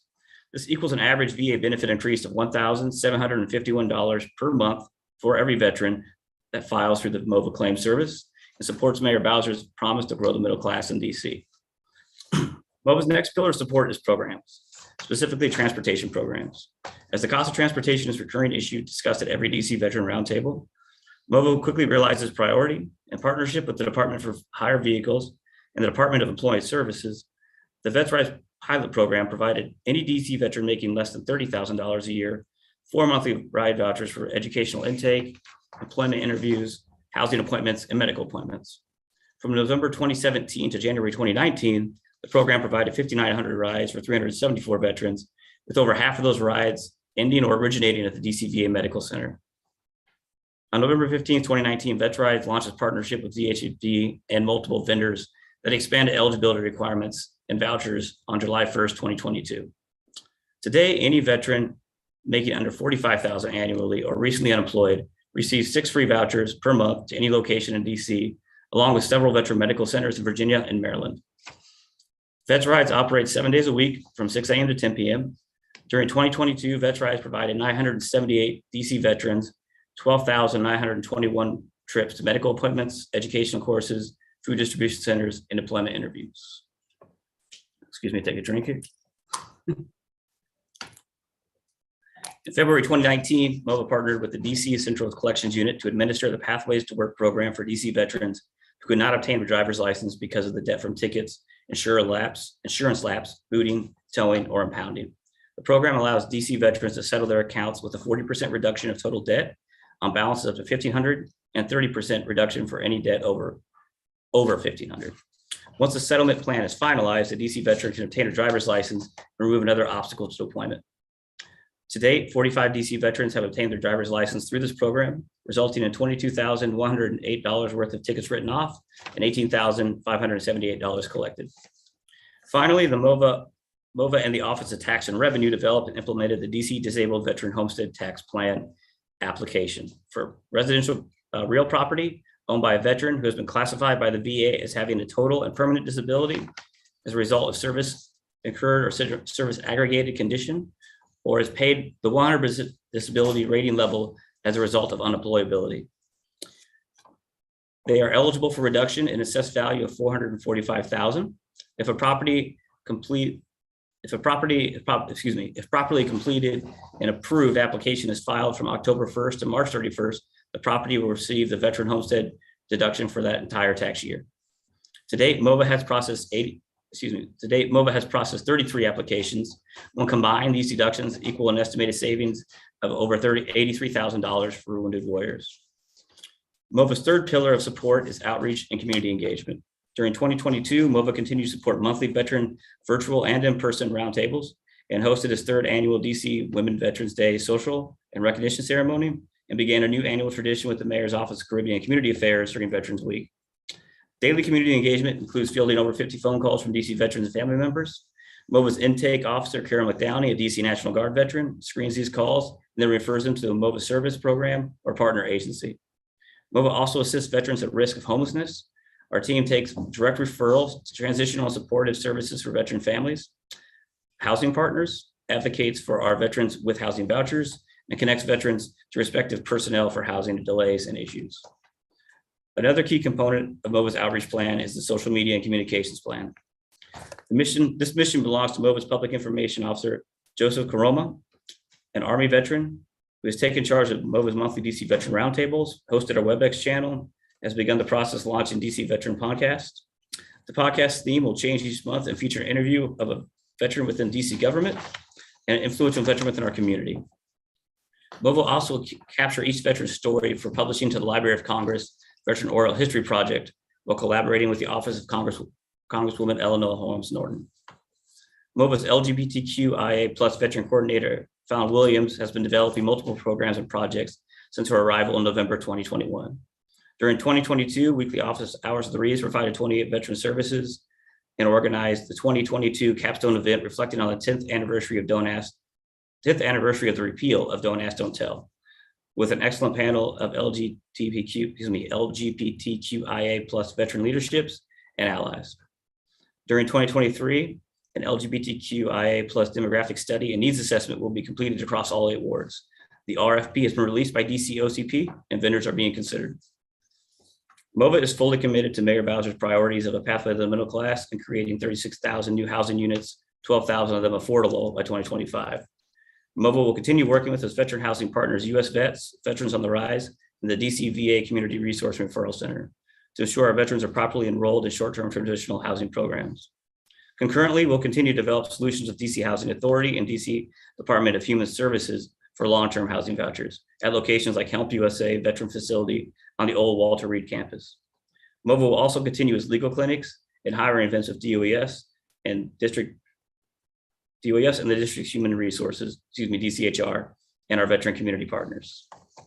Finally, since 2017, MOVA has conducted 72 DC veteran roundtables with over 1,000 DC residents. 13 of them were hosted in FY 22 and 23 to date. At these discussions, the DC VA Medical Center remains a constant concern due to aging facilities and shortage of space. These concerns have been openly expressed and noted by the current DC VA Medical Center director. On March 13th, 2019, Mayor Bowser sent a letter to the president requesting that the VA engage with Congress to begin planning a new DC VA Medical Center. MOVA has met with Congresswoman Holmes Norton's staff, the DC Office of Federal and Regional Affairs, the District Director for Real Estate, and the Department of Veteran Affairs facility team for initial discussions. The Congressional VA Facilities Market Assessment was released in March 2022, confirming DC's need for a new medical center. During 2023, a National Capital Region Market Assessment Master Plan will determine possible locations and structure alignment. MOVA is integrated into this process and will assist with determining where and how the new VA Medical Center will provide world-class care for our 30,000 veterans. In closing, I would like to thank you, Chairperson Nadeau, for your partnership supporting Mayor Muriel Bowser's vision for a District of Columbia that serves all its veterans. I appreciate the opportunity to share MOVA's accomplishments and plans for the future. This concludes my testimony, and I'm happy to address any questions at this time. Thank you very much for your testimony. Thank you for your service in the military and in this position. My husband is also a veteran, by the way. Right, raw. All right, so you talked a bit about the veteran service officer. So you have two? You said? Correct. Okay, great. So what's the origin of this position? Why is it special and important in the work that you're doing? Absolutely. So I think we can relate this back to DC statehood too. So, our statehood argument is taxation without representation in our veterans. Every state out there in the union has its own state level VA that does claims on behalf of the veterans in their jurisdictions to assist those veterans getting those claims done up to the federal VA, and does appeals on their behalf too. Because when you get out of the service, that claims process is not easy, especially if it's a disability claim. So we have stepped up and started acting like a state in that regard, where now we have accredited VSOs that work for MOVA full time, and their job is to take the veterans' claims, go into the actual VA database, and what they can do what would take a veteran through the mail maybe a year, they can do in a day, because they're actually working in real time inside the veteran benefit management system. And these positions were created under Mayor Bowser for the first time in our district's history, and now we have fully accredited claims officers acting like a state level VA. That's great, because before presumably they were just doing kind of what our office would do with the VA, which is sort of write a letter, advocate, but now they're hands-on. And you said their accreditation is through the VFW? Yeah, so their DC's jurisdiction is accredited as DC jurisdiction through the VA, but their training, because you have to be trained annually, it's a long training process, and you have to be constantly updated on policy changes, comes through the VFW. But for the first time in the district's history, the VA views DC as a separate entity doing claims.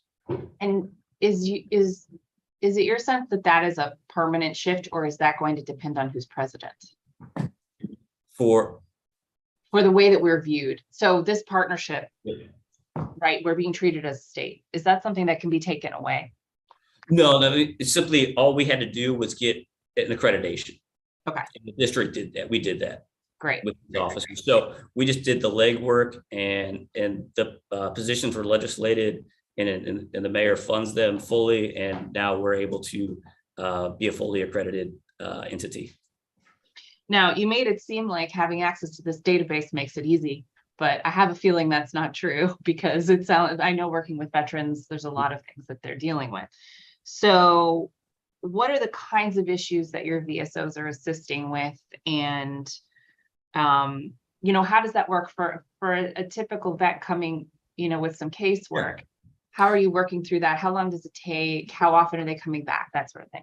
So what we'll do is, when you get out of the service, I should take back to when we started the actual program. So before we had this as an accreditation in DC as a separate entity, The office was bringing in VSOs, veteran service officers from like DAV or VFW or American Legion to just have office hours. But when those VSOs decided they were going to leave one day, or maybe they're not going to come back, there was no way for us to track it. Now these officers work for us. But so when we got these officers initially, the first ones that came in, we knew we needed to triage our needs. And what we saw was the Vietnam era veterans hitting their healthcare time in their lives. They were the most in need. So I would say probably the first 100 or so appointments was definitely focused on our Vietnam era veterans that never applied for their benefits in the first place. Maybe that was because they were told they didn't rate them when they did. They weren't treated that well coming back. There was no real publication on how to do it. So a lot of the initial claims were simply just initiating the claim, saying, I was injured, I do deserve my compensation. So we did those. And those were pretty cut and dry. After we got through those initial ones, which was great to see those veterans finally getting their benefits that they deserve. Now we more focus on, let's say you're a paratrooper, you come out of the service with a 50% disability rating for your back. Your back's not going to get better. It's going to get worse through time. You're going to need to go back to the VA, go back through the claims process to get that disability rating brought up from 50% to 100%, which today would be a difference of making $1,500 a month tax-free from your benefit to $4,000 a month tax-free from your benefit. And that's where I talk about that recurring awards that we brought in. So our claims officers are experts in working with the medical staff that they have to go through, ensuring those medical appointments are done properly, that everything is documented, because what you have to prove is that your disability is service connected. And if you can't do that, then you will be denied. We also help with those who are dealing with appeals, where I got denied maybe the first time because I did it on my own. I'm going to come over here to MOVA now, try it again. We'll teach you how to do it properly, and then they'll get accepted. That's really, it's a really good point, actually. Personal story, when my grandfather was disabled in the service, he never actually was able to get his full benefits because his records were in the St. Louis fire that hopefully we still don't have. I mean, sure, we still have some people impacted by that, but hopefully. Absolutely we do. Yeah. Or there's no record. Yeah, with the Nara fire, I think 75. Yeah. So everybody who served before that time. So you're still, so I guess some Vietnam era people would be affected by that too. And my hope is that we now have records in the cloud. Hopefully that's better protected, but every record from 1993 to the future, 1993 on, is now electronic. Anything before 1993, unfortunately, is still paper. Mm-hmm. So for veterans who are trying to demonstrate that their disability is service connected, do you have a particular challenge trying to find that hard paperwork? Yeah, so that's where we have to work with their initial called C&P exam, where they go in and they're going to get examined for their injury or whatever's occurring. And then we go through their DOD record and see if we can connect it to any time, because the doctor can determine, this injury looks like it's 20 years old. Okay, well, 20 years ago, I was in Saudi Arabia, something like this. So they can put it together. But that can be very complicated. And that's where our claims officers are experts, and that's what they do all day. Yeah. And I know, a lot of times when it comes to government benefits, federal or otherwise, it seems like the person on the other side is trying their best to not give the benefit, right? Like really making you jump that hurdle. It's so, and I have to give the VA credit. They've streamlined this better. The Iraq, Afghanistan veterans like myself and my counterparts, the younger ones, we come out with e-benefits. It's been an easier process.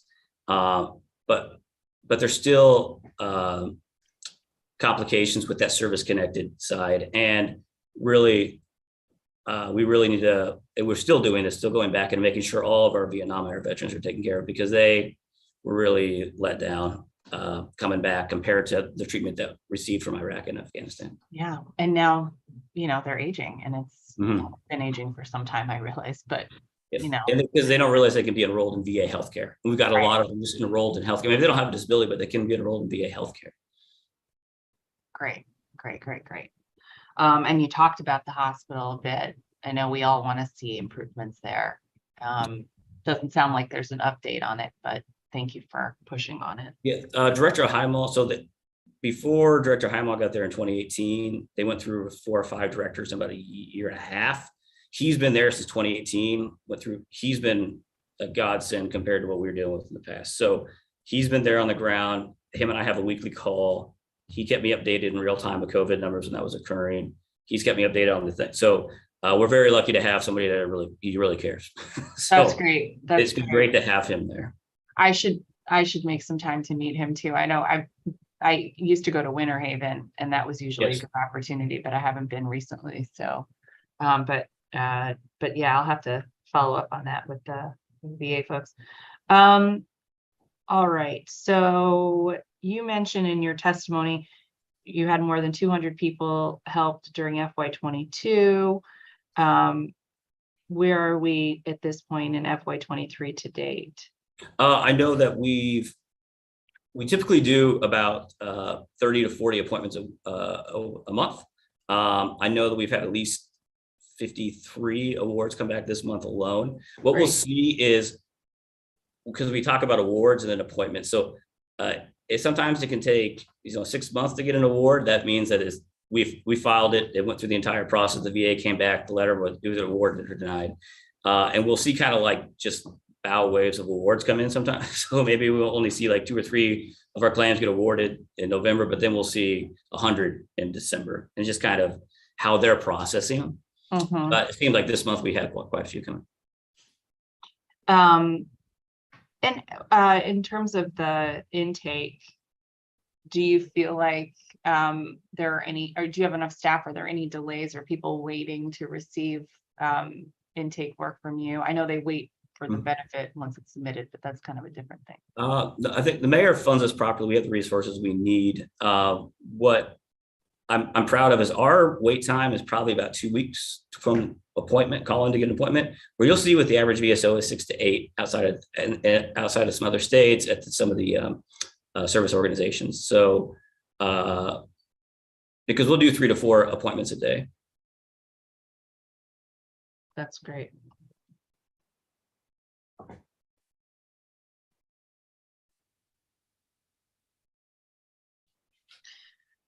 You talked a bit in your testimony about your outreach work, and you mentioned your PIO.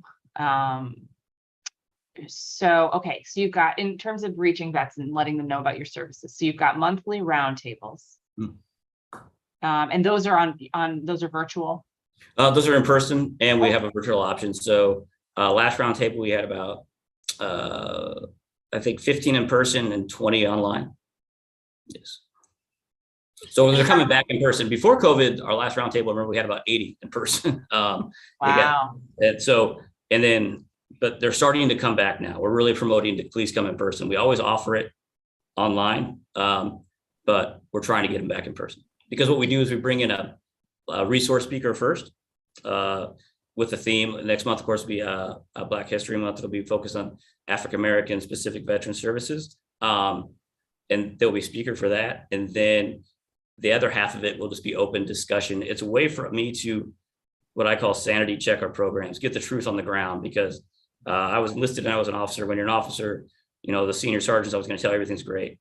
You just have to go out there and check it out, talk to the lowest ranking person and find out what's really going on. And this is a way for them to come and say, you're here in your veterans program is great, but I actually waited 30 minutes for a ride yesterday. Oh, okay, well, that's a problem. So that's a way for us to check on those things. We do a little bit of that around here too. Yeah. So how do you have 30,000 veterans in the district? How do they find you? How do you find them? So we do a lot of under MOCA. We've done multiple meet and greets and ward meet and greets. We're having an open house on Thursday at 4:30 p.m. So we're trying to get out with all of our MOCA agencies as much as possible. We also have a newsletter that grew from about 500 subscribers back in 2016 to now over 76,000 subscribers now, with about a 21% open rate. So we're very happy to see that. That helps us a lot. That goes out monthly, and that blocks all of our events, and it discusses all of our programs and services. Do you think there are veterans out there that don't know your office is available? I mean, how, any gaps out there that we're working through? Our focus this year, we really focused on our aging veterans on the initial side and those who need us the most. A lot of them east of the river, a lot of Ward 5, 7, and 8 veterans that really needed our services. What we saw was that veterans just getting out of the service, maybe going to Georgetown, American University, they could use our service. They just don't know how they could use it. So this year we're focused on getting some of our outreach personnel over to the college veteran service, college veteran organizations. So Georgetown has a large one. GW has a very large one. So letting those student veterans know that we're here and that they could use or utilize our VetRise program, things like that. That's great. Do the veteran service officers also assist veterans working with district agencies, or is it just the federal benefits? They're focused on the federal benefits when it comes to, for example, Fallon Williams, our LGBTQIA+ coordinator. She's focused, most of her time on LGBTQ veterans specifically, but she has a background in housing. So she works with DCHA in our housing when we need to help with a veteran maybe having a housing voucher issue. Carol McDowney places all of our veterans in the short-term housing. Those would be our transitional homes. Maybe they're at risk of homelessness or homeless. So we have an outreach staff. So we're kind of broken up where myself as the director and then director of operations, Tony Williams, oversees Carol McDowney, Fallon Williams, and Joseph Karoma to work on those programs and outreach. And then I have my services side, my service officers. So we kind of have these two, just like the VA has VHA, healthcare, benefits, and cemetery. We kind of have it broken up with benefits and then programs and outreach. I got you. Okay. Any particular programs or agencies that your team has trouble sort of accessing or connecting with? No. I mean, DCHA has gotten a lot better for us because when it comes to the HUD-VASH vouchers, that, and they've helped us when we have with the HUD-VASH vouchers, not getting the veteran the vouchers, it's the inspection of the unit that seems to take forever. Okay. Backlog of inspections, but they've been very good when we call and say, well, why is this inspection waiting 4 months? And then did you say 4 months? We've seen up to 4 months, yes. Well, I had oversight of vouchers in my last committee, so this is very intriguing to me. The inspections, it's not about getting, it's not the wait list, it's that but it's the inspection. unit, but it needs to be inspected before I can move into it. How many housing placements do you do per month? Maybe about once a week, we're placing somebody into short-term housing. It's because when they go into short-term housing, they go into the transitional homes. And then once they're in the transitional homes, they get on the waiting list for a long-term voucher. We've also placed veterans directly into the Armed Services Retirement Home, or we call it the Old Soldiers Home. And we've placed a lot of veterans directly into the Help USA long-term vouchers. Okay. Let's talk more at some point about the HUD-VASH vouchers and the inspections, because we've been pushing Housing Authority to allow more local entities be certified for conducting inspection. Okay. And it may be, depending on the volume you're dealing with, it may make sense for someone on your staff to be certified. If they're already going out with a vet trying to find the unit, they could do it while they're there, and then it's done. Absolutely. So we could talk about that. All right, you mentioned VetRise in your testimony and just now about when you were talking about the college vets. So how does the program work? You talked about it a little bit, but let's talk. So if someone finds out about it, they apply. How does it work? Yep, they call. We have a direct number. They call. What we do is we verify that they're a DC resident. We verify that they make under $45,000 a year, or recently unemployed, and we verify that they're a veteran. Once we verify those three things, we enroll them into the VetRise program, and then they're on the DFHV. Has been excellent as our go-between between our vendor and us. And right now we have Transco that does all the actual rides. So they get on the Transco dispatch list, and then they just call for a ride. Now, what's happening right now is I actually have 5 veterans this week doing application testing. So we're building an application with some of the VetRise funding that will be intellectual property belonging to MOVA. So if this vendor folds tomorrow, we can still keep that application and any vendor can utilize it. So then there will be a dispatch option and an application option. But right now, I'm very happy to say the wait time has been an average of 9 minutes. So it's been very good compared to some of the past vendors we've used. So Transco done very well. VIA did really well before that. And then that veteran can use that voucher to go anywhere in the district, 7 days a week, 6 a.m. to 10 p.m. And if they have to do a C&P exam, like those medical exams we talked about for the claims, and there's some locations in Virginia, we have 8 locations spread out between Virginia and Maryland that we've made as exceptions. They can take them there, but those are specified, and Transco knows them, and they're specified in our MOU. That's great. All right, so I'm just looking back to this part of your testimony. So we have, okay, so the program provided 5,900 free rides for 374 veterans from 2017 to 2019. Oh, I see. So 2022, 978 vets, 12,921 trips. Yeah. So what happened was during the pandemic, which is good, we saw veterans following the mayor's order, and our vets rides was not executing the full funds. We were using maybe half of it. When the pandemic were down, we opened the gates. It exploded, which is good. We are executing every cent of that budget line. What do you think has been the impact of this program? You know, what were people doing before it existed? They were spending a lot. The DCVA Medical Center is isolated due to no metro and limited busing. So they're spending a lot of money on cabs to get there. And they're missing appointments, and it was very problematic. That was a huge thing that we were hearing at the roundtable. It was very hard for me to get to my main healthcare provider. So, you know, about half of these rides, these 12,000 rides have been to the med center. So if you times that by about $20 or so, what you're seeing, that's a lot of money saved by DC veterans to get there and back. So it's provided an easy direct route to the VA Medical Center where they need to go. And it's got them around to employment interviews. It's got them around to food distribution sites during the pandemic. A lot of them used it to go get their vaccines. So it's just been very beneficial to give them that service where we know cost of transport in the city is high. It's hard, and here's an option. So with the 12,921 rides, did that cap out your budget, or was there room? Almost, yeah, very close. So this year we actually moved some more money in. So but my goal is, you know, to use every cent of that and not leave any money on the table. And that's why we had to go from unlimited rides down to 6 ride vouchers per month. So that's what we're doing now. So we've planned it out with fail safe so that that program will remain operational through September 30th. And do you have data that shows, you know, when folks hit the 6 rides, whether or not they would have used more, so we have a sense of demand?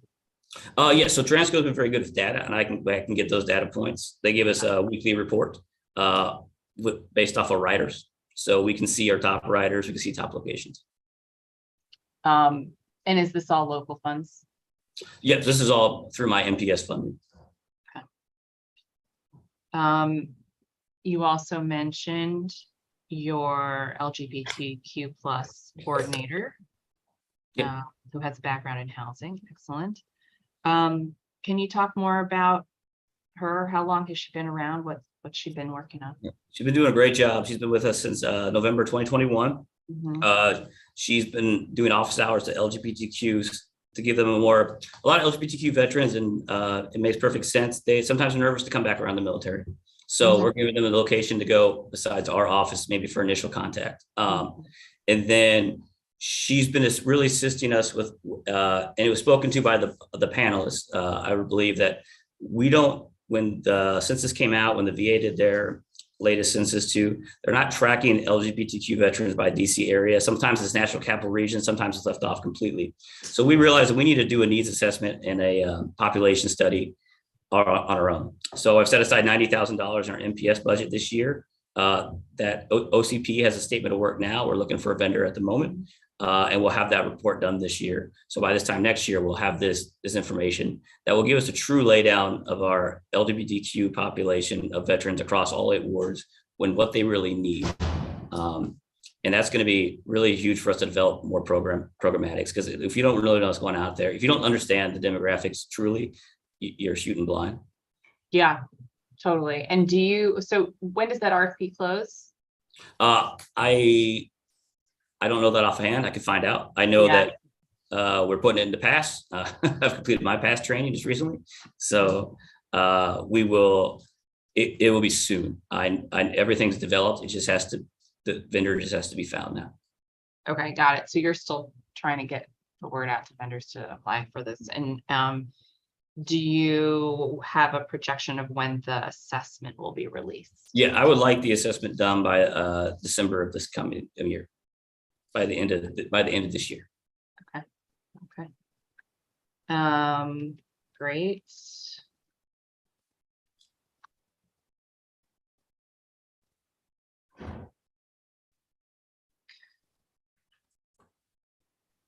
What did I forget? What else do you want to add? I think our OTR program's been next. So this year we had the, it was a law that was passed years ago. It got repealed because it wasn't fully funded due to the pandemic taking funds away. Yeah, actually, I remember when I first got into office, people started emailing me about why hasn't this been implemented, right? Yeah. It was and then we got it, emergency legislation, got it back in. And our office built the entire application infrastructure on our end. So they come to our webpage, or they can do it in person at our office. And it's a very long application process that we developed. And then we review that and ensure that they have to submit their VA letters so that we can show that they are 100% disabled or unemployable. We confirm all that information, and then we submit them to OTR through their portal. We have a direct line to them. And so we submit that to them, and then they take it from there. And then every year we'll be sending out letters to remind them that they have to put in their VA new letter every year, because it sounds strange, but 100% permanent disabled rating can change. Of course, the unemployability rating can change. So maybe they're not available for that the next year. So we're just reconfirming that. Mm-hmm. But it has worked very well. We got through all of the initial data testing and then opened it up in December for applications. We've had 33 come in successful already. And we know that they're saving a lot of money on property tax now. I'll be looking to do some amendments to include the spouse. So it's not in the bill, and I'll be working with the OPLA team here and the mayor to include spouse. So when that veteran passes away, that spouse can continue that benefit and not get hit that next year with a. Have you had cases like that yet, or you're just thinking ahead? Not yet. I mean, this is the first year this has been implemented. Right. Yeah. So, but I want to get that in there sooner or later. Okay, well, if it's a legislative fix, it'll be coming our way, so we'll watch for it. Send it soon. Absolutely. That's great. It's really interesting to me the way that you've managed to establish these relationships with other entities that allow you direct access into their systems for submitting applications like this. Or I know that the VSO piece is really it's an accreditation, but certainly that makes you more effective as an agency. So great absolutely work. We're able to provide a true service now, like the other state level agencies. Yeah, that's great. Well, it's been great getting to know you a little bit. Thank you for sharing the work that you're doing and the work of your team, and looking forward to getting out there with you all and seeing you in action. That's all I got for you. Excellent. Thank you very much. Thank you for your testimony. Next, we'll be joined by the Director of the Office of Religious Affairs, Reverend Thomas L. Bowen. So give us a moment so we can promote him to the panel, and then we will swear him in.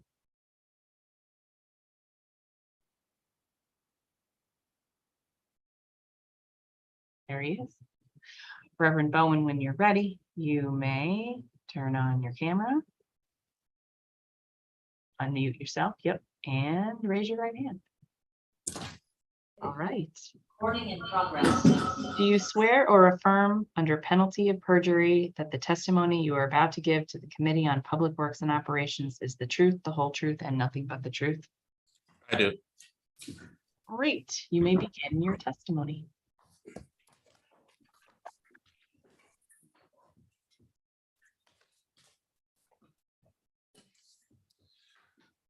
Good morning, Chairperson Nadeau, members of the Committee on Public Works and Operations, staff, and residents of the District of Columbia. My name is Reverend Thomas L. Bowen, and I am the Director of African American Strategic Engagement in the Executive Office of Mayor Muriel Bowser. In this role, I manage 2 offices and 3 commissions: the Mayor's Office on African American Affairs, the Mayor's Office of Religious Affairs, the Commission on Fallen Men and Boys, the Commission on African American Affairs, and the Mayor's Interfaith Council. I'm before you today to talk about my work as Director of MORA and with MIC. I want to thank Mayor Bowser for placing this trust in me. It is an honor to lead the Mayor's African American and Interfaith engagement focused on DC Hope, health, opportunity, prosperity, and equity, and to lead the Mayor's efforts in ensuring the district's faith-based organizations, people of faith and nuns, help to support and protect our DC values. While DC is open, faith communities continue to adjust to the challenges and the realities facing organized religion, along with navigating the demands and requirements of in-person worship service while experiencing a decline in attendance, which is not an accurate measurement of faith and/or spirituality. Despite any restrictions or limitations, leaders and faith-based organizations continue to address the needs of the most vulnerable through their social service and health and wellness ministries. MORA continues to establish and coordinate collaborations between the District of Columbia agencies and faith community in an effort to address citywide issues. Efforts MORA looks forward to continuing in FY 2023. Additionally, Mayor Bowser continues to ensure we remain committed to making sure that our economic prosperity is inclusive and equitable, and that all residents are allotted access to not only a fair shot, but a fair pathway to the middle class for all residents of the District of Columbia. Today, I'm excited for the opportunity to discuss MORA's operations and performance as we have been engaged in, and I am looking forward to even greater success during fiscal year 2023. The Mayor's Office of Religious Affairs and the Mayor's Interfaith Council are working to make sure that we fight for the most vulnerable members of our community.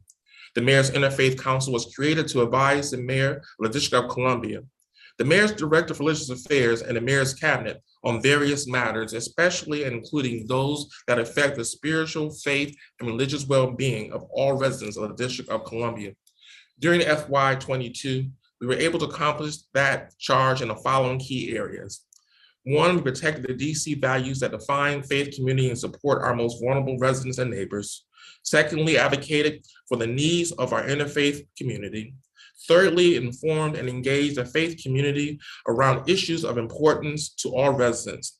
Additionally, we addressed hate and bias-related crimes against our district residents in the houses of worship via the Interfaith Preparedness and Advisory Group, known as the IPAC.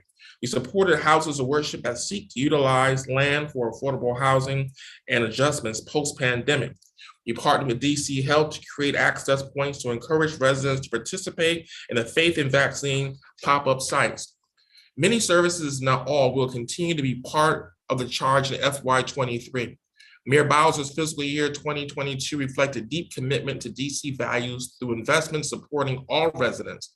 We will overall remain focused on creating pathways to the middle class by investing in education, public safety, affordable housing, infrastructure, and people, all of which are deeply rooted in our faith communities. MORA will continue to provide constituent services and information to the faith community through programmatic activities and outreach materials. We continue to serve as a liaison between the mayor, the religious community, and district government agencies. We continue to enlist members of the faith community to work with and participate in our engagement efforts, service projects, mission work, philanthropic efforts on critical community needs aligned with the mayor's priorities, including affordable housing, homelessness, youth programs, and services. We will also continue to attend in-person and virtual community and faith partner meetings, activities, and programs.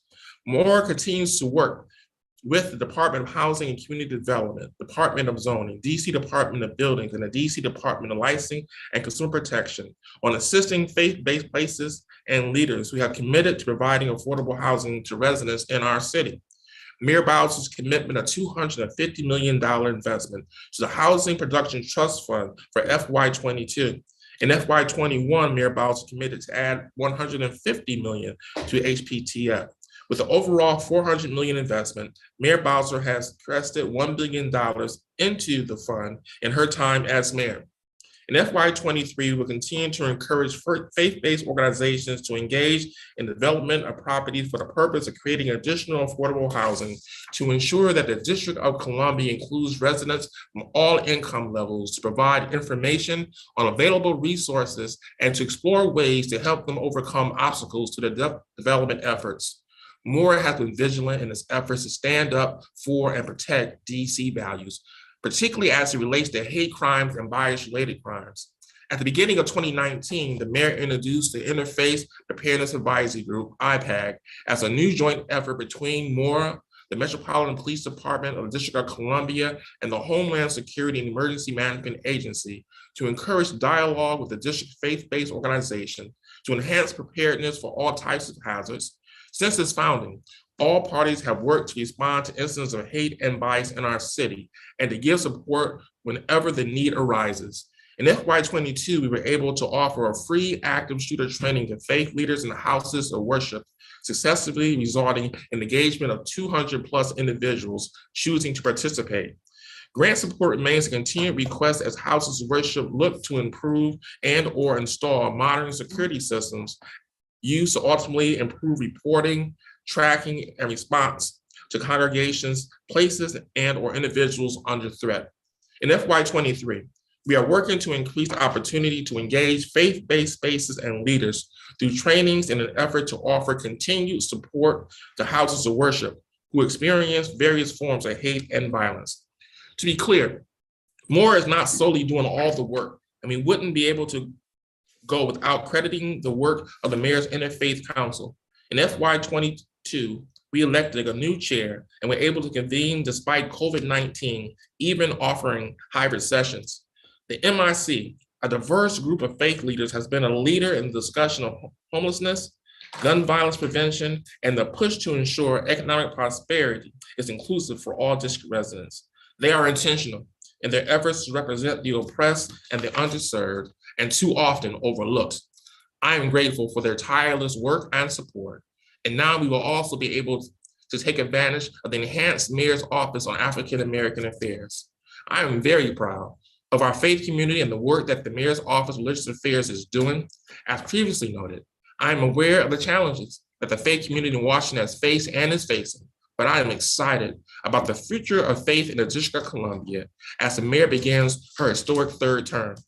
I know that her leadership will continue to address. I know that we will experience challenges in the future, but I am confident that we'll be able to build our success for all. Thank you for the opportunity to testify, and I am happy to answer any question that you may have at this time. Thank you, Chairperson Nadeau, staff, and the public.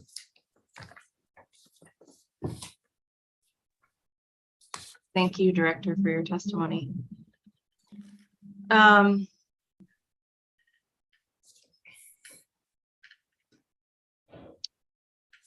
Do you have any updates or success stories that you want to share about the work that you're doing with faith-based communities and affordable housing development? This is definitely something that we value a lot in Ward 1 because we have so much affordable housing that was developed by our churches. I'm curious if you have stuff in the pipeline or stuff that's just been delivered, or how what you're seeing out there. Yeah, I think that we are moving the needle. And there are a lot of faith communities that need a little bit more technical assistance. What you find is that some of them have obstacles that are internal. And that is how they, as a house of worship, are able to approve and decide to engage the development project. For example, of Protestant churches, it takes a vote before the entire body in order to move on development land. To that extent, I've been to a couple of church meetings at the request of the persons trying to drive the initiative to give comfort to those individuals. As you imagine, if you're an African-American church, a Black church in Washington, D.C., have been here 100 years, 150 years, you hold your land as being sacred. And there's oftentimes the fear that in engaging in projects, they may be giving up their land.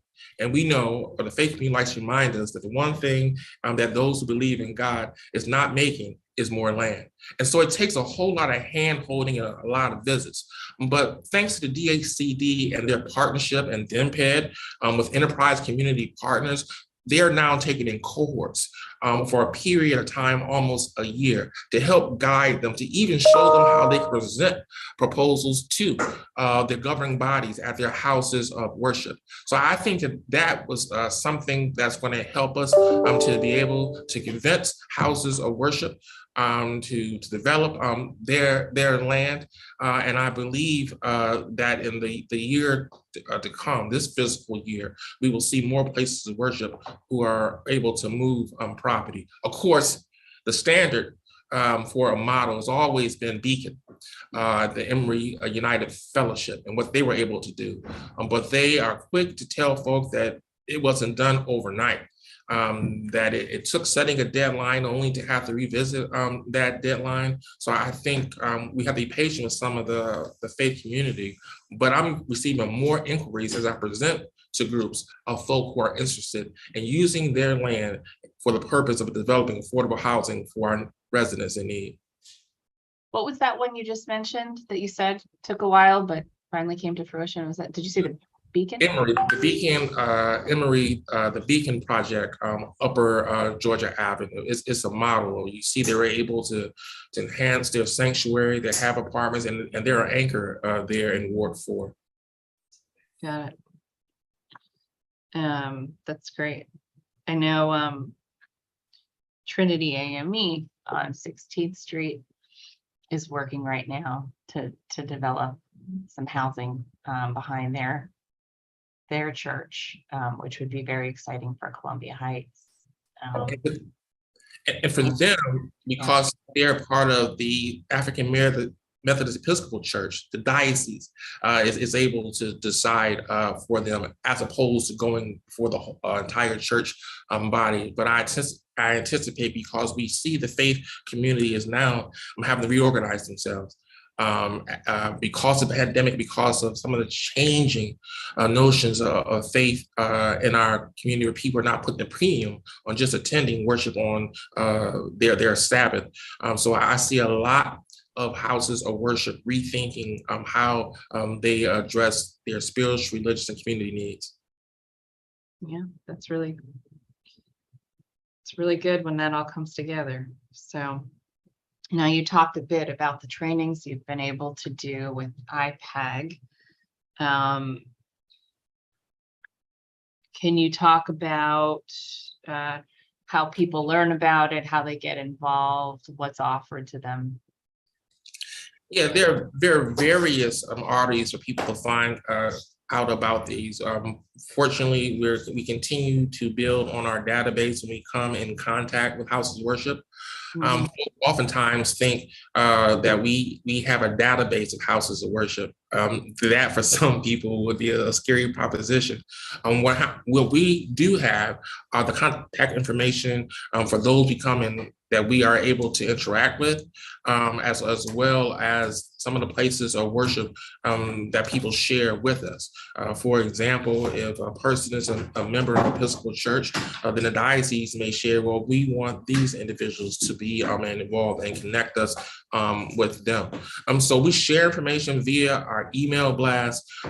We also share information with groups like the Ward 7 Faith Leaders Network, the Ward 8 Faith Leaders Network, which meet on a monthly basis, and I'm able to present to them each and every month. The Downtown Cluster of Congregation, working with them, they're able to provide information, as well as the DC Baptist Convention, and we just ask folks that we contact to also share the information with other individuals. But most of the feedback I receive is from those who I've happened to be able to address at some type of a meeting, who then want to know how they can get involved with the IPAG and how they can apply for funds to help with their security offerings. So they offer trainings. What else do they offer? Information in real time. As you imagine, when there is a place of worship that is victimized, not just in a city, or the country, but in the world. It increases anxiety, rightfully so, that houses of worship have here in Washington, D.C. So when we work with DC's HZEMA, they're able to give us updates, and we reach out to impacted communities to know if there are any credible threats, and HZEMA monitors the threats as they are in contact in real time with the security community around the country and around the world. I often reach out directly to those houses of worship.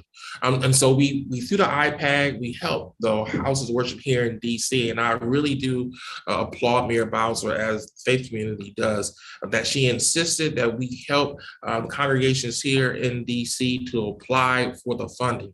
And I believe for the last 3 years, at least 12 additional houses of worship have received funding of about $100,000. Some of that money can help with security personnel, but part of that money goes with lighting for parking lots or on the sanctuary, new doors for the houses of worship, and then things that make them stronger. But one of the things critical is also sharing information that houses of worship then have a forum they can dialogue with each other. I believe it was an incident in Texas that a house of worship had really said that they were in a better position because they knew what to do. They can have a sense of calm in terms of when things happen. And so we know, whereas we hope that we don't have any incidents with the houses of worship, we have to be prepared just in case, and preparing them and giving them the information that they need so that they can inform their congregation. Think about how we were able to do fire drills, right? And so it's along those lines that there are people at these houses of worship who know how to direct persons in the congregation should an incident occur. Now,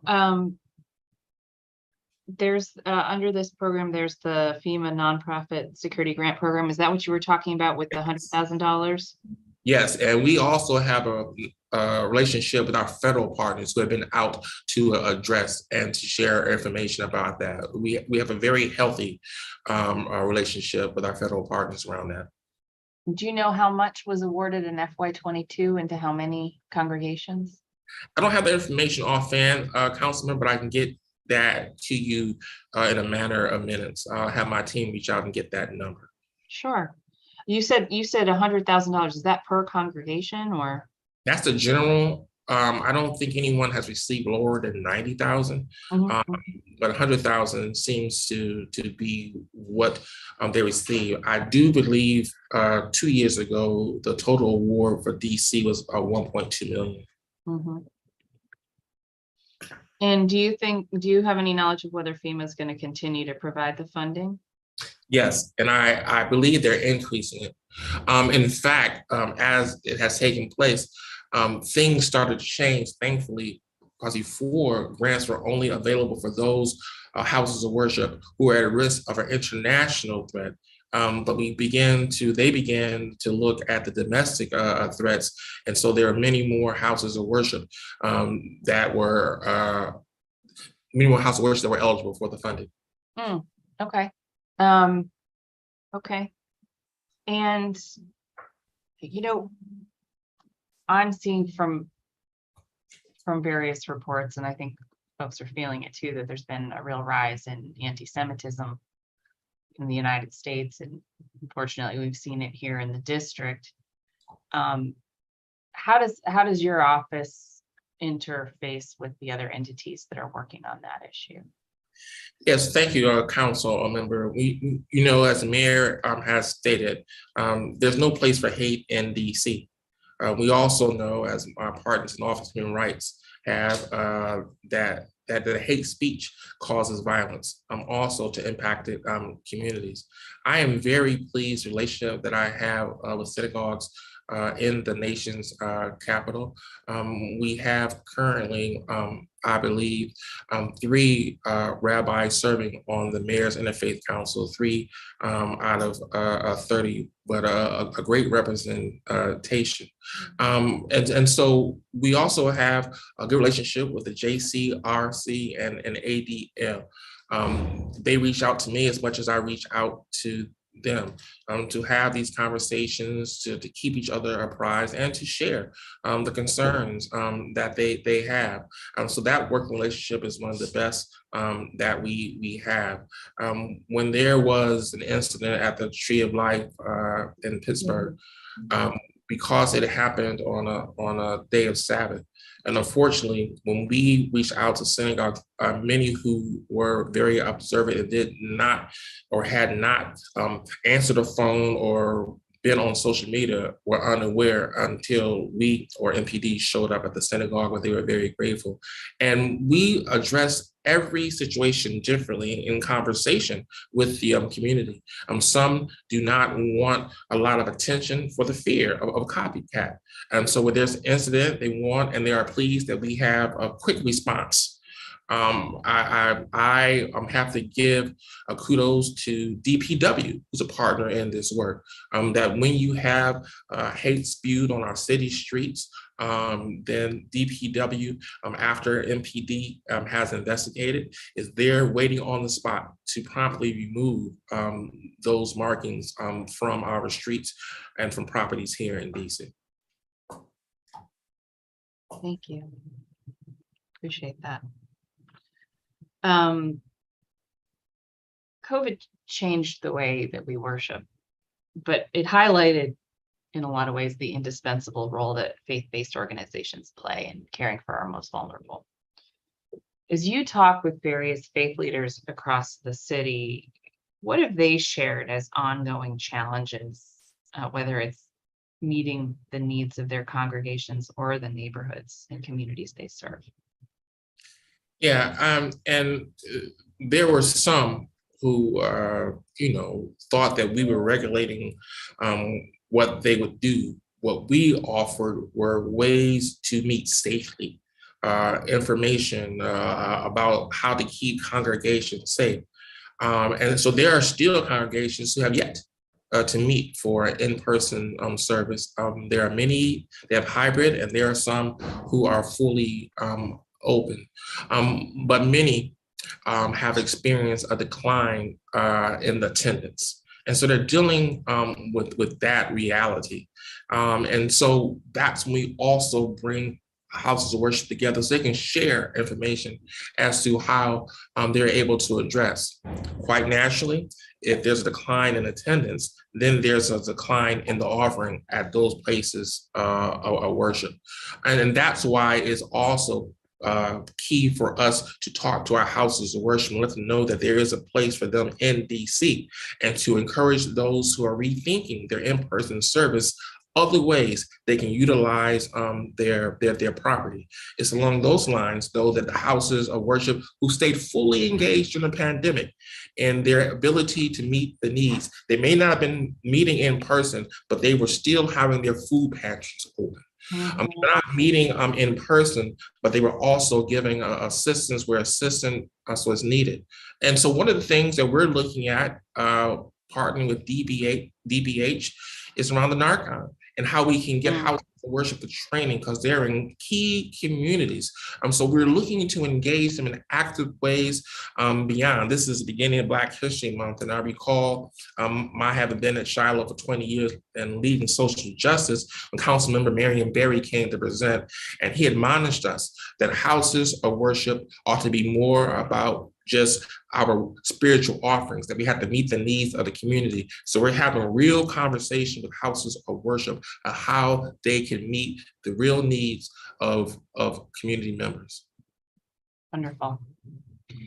How can the committee support your efforts? What else do you need? Well, I'm thankful. I'm thankful for you and how you support the faith community, particularly in Ward 1. I think it's important that we have eyes and ears all over the place. And so I would almost throw it back on you. Anytime you see a need, please contact our office. That's very important. Pastors know this, that there are people in their congregation who get upset with the pastor because the pastor didn't visit in the hospital, but the pastor didn't know they were in the hospital. So until we know the need, And unless we know the need, we're not able to address. So I encourage you, I encourage members of the public, when you have a need related to the religious community, to contact our office so we can address it. That's why we exist. So a partnership here is key as we address the needs of the faith community.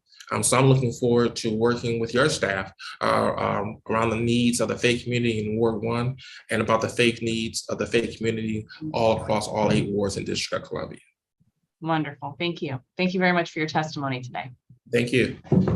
All right, next we're going to be joined by the Secretary of the District of Columbia, Kimberly A. Bassett, who will offer testimony on behalf of the Emancipation Day Commemoration Commission.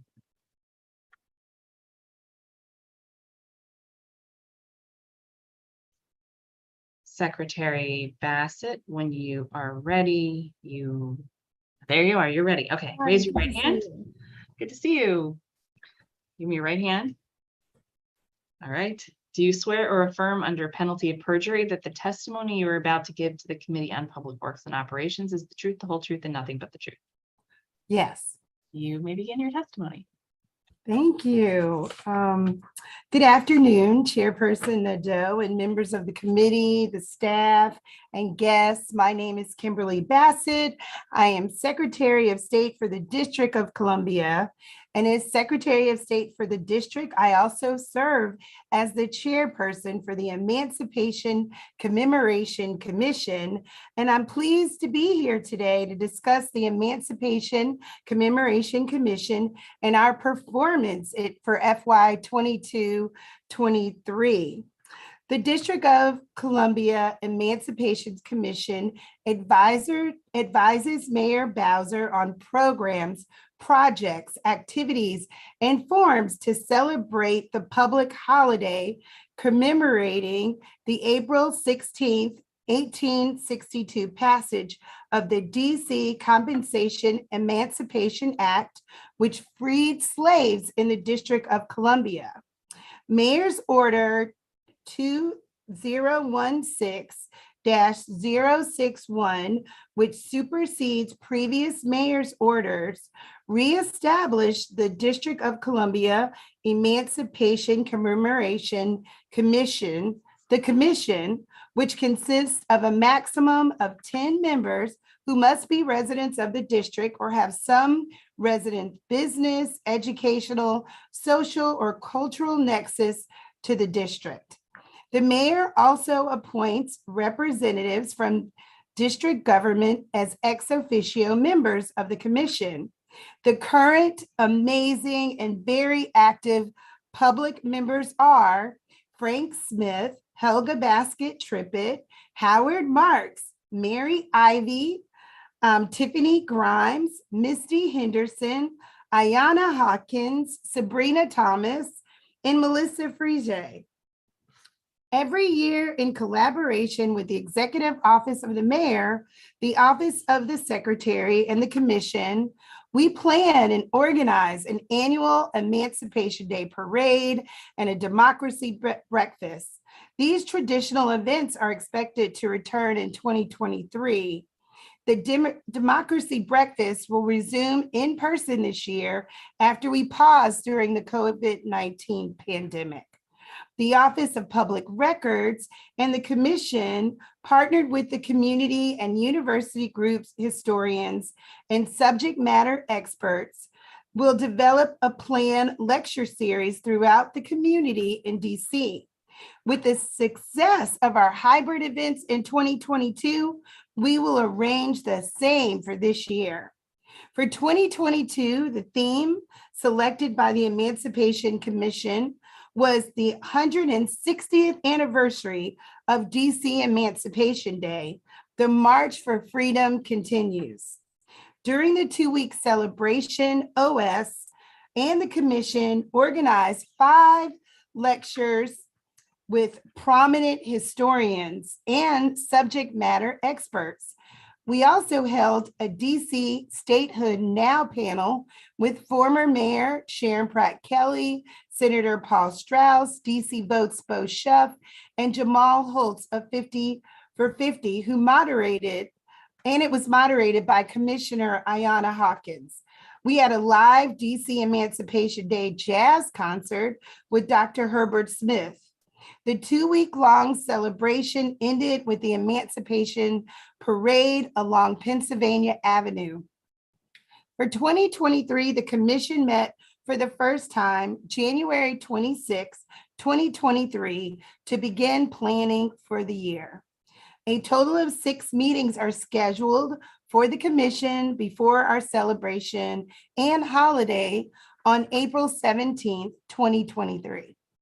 Events organized to celebrate Emancipation Day, featuring prominent speakers, historians, artists, and educators, highlight the rich and diverse history of the District of Columbia, and it builds awareness about the meaning and the importance of the Emancipation Day. So in closing, I would like to thank you, Chairperson Nadeau, for your leadership and support. We appreciate the opportunity to share the Commission's accomplishments and plans for a continuous improvement, and look forward to an ongoing collaboration with the committee. This concludes my testimony, and I look forward to addressing any questions you may have. Thank you. Thank you very much. So there are 9 commissioners, is that right? There are 9 currently. Any vacancies? We do have 1 vacancy. Great. And is there a particular, are you trying to fill a particular background or role with that seat? So what we do to recruit members, we have a lot of partners, as you know, the Office of Religious Affairs, the Office of African American Affairs. We have relationships with the MOCA office. And so we do a very good job of, canvassing, seeing who may be interested. We have professors that give lecture series. We reach out to them. We ask them if they have friends in the district who may be interested. We also ask our current members. So we spend, quite a bit of time trying to recruit members. We work with MODA, the Mayor's Office on Talent and Acquisitions. They also have a process where people who are interested in the commission sign up, and they sign up for the commission. And so we look to them for their leadership and interviewing, and people that we know that may be interested, we refer them as well to the application process and to MODA. So, Okay. Yes. Oh, go ahead. No, so I'm sure that we'll have our person very shortly. Very And soon. is there a particular demographic interest area, geographic area that you're looking to fill with this vacancy? No, we're not. We are not. We have members from every ward on our commission, and we're very proud of that. We have different backgrounds, educational backgrounds, religions, and we're very proud of that. Emancipation Day is a DC holiday. It's for all of DC residents to celebrate, and we want to make sure that people feel welcome. So we don't, we are not trying to limit anyone who's interested in this. And it's mostly people who are interested in history and making sure that we're preserving history that gravitate to these types of committees. Excellent. Thank you. All right, so I was going to ask how often the commission meets, but you say you have 6 meetings upcoming. You sort of have those mapped out for different benchmarks you need to meet leading up. Yes. Okay. And what are you most proud of from 2022? I would say that that's an easy question. I know earlier I'd said my amazing commission. I just been very proud of the support that I've had from our commissioners. They're very interested. They have ideas. Our commissioners show up all the time. Our Emancipation Day Commission shows up at MLK Commission events. They show up at African American events. They show up, we've had them show up when we have parades in different communities of the city. And on our parade day, they showed up. We had reenactors and we walked in the parade. And I would say that they're my most proud accomplishment, just making sure that they stay engaged.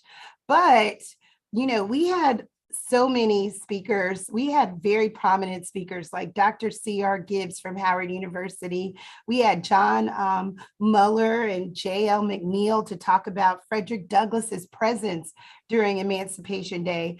We had an expert to talk about the role of President Abraham Lincoln in the DC Emancipation Day Act of 1862. So it has just been exciting to see the interest. We even did something different, tracing the lives and history of African-American families. We wanted our families that participated to hear how to trace back, how to find out if their ancestors participated, if they were around during this time. And it was very interesting. And we had a very, very large community of people that came out for that. That's great.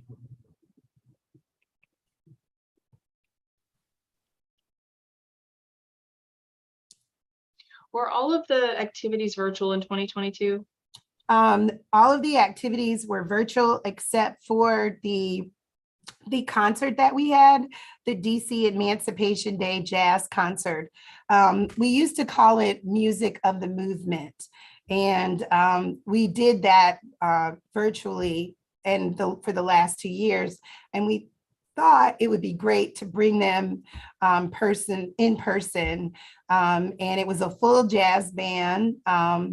And we had, I guess we had maybe 30 people who came, who showed up, and, we followed all of the protocol rules for protocol engagement. And we also showed it virtually as well. So it was an exciting time. That's great. That's great. And then the thinking is this year it would be largely in person or hybrid? So we're going to try to make sure that it's hybrid. Absolutely. Great. Wonderful. Anything else you want to share?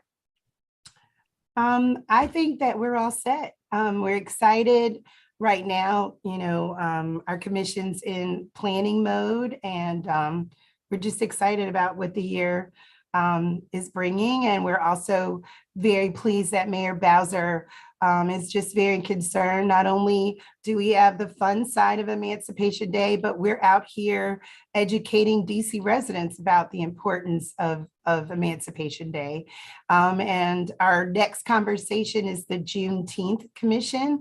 And we had a long discussion with the Emancipation Commission about how we'll bridge the two. And so I think that's going to be a very exciting conversation that we're going to follow up with. And I think that the activities of our Juneteenth Commission will be exciting as well. Wonderful. Thank you. Thank you so much for having us. Truly appreciate your testimony. Take care. Bye-bye. Bye-bye. Finally, we are joined by Jaber Bowles, the Director of the Office of LGBTQ Affairs. We will promote him shortly.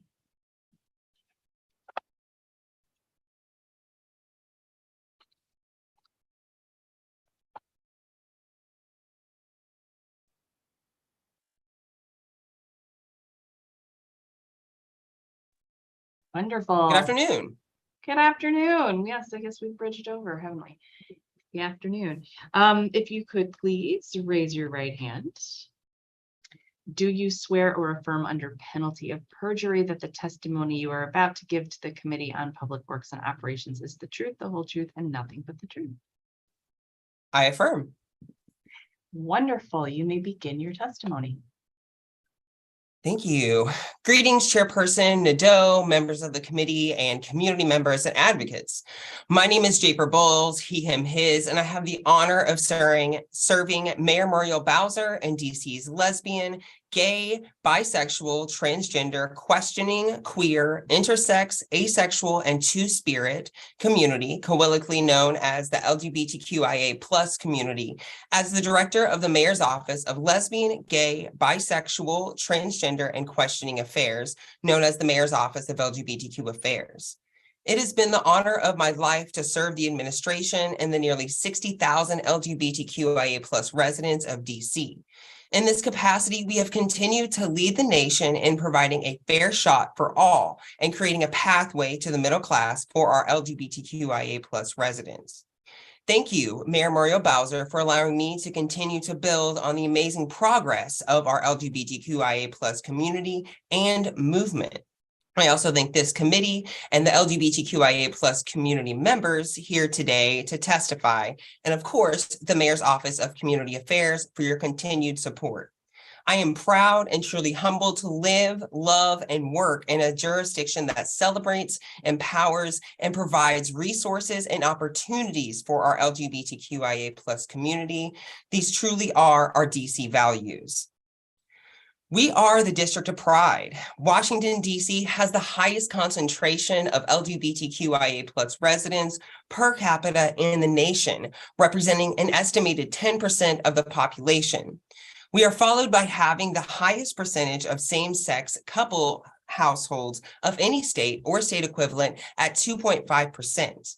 And over 200 plus businesses in the district are led by and or dedicated to the LGBTQIA+ community and provide spaces for those who identify in our community. We are also home to dozens of community-based organizations dedicated to providing resources and programming and housing and healthcare, cultural competency training. And as you know, Chairperson Nadeau, Washington, D.C. is also one of the limited number of jurisdictions in our nation where LGBTQIA+ rights and aspirations are codified and solidly protected. DC residents have a right to all vital records, including birth certificates that reflect current gender identification, regardless of gender identification at birth.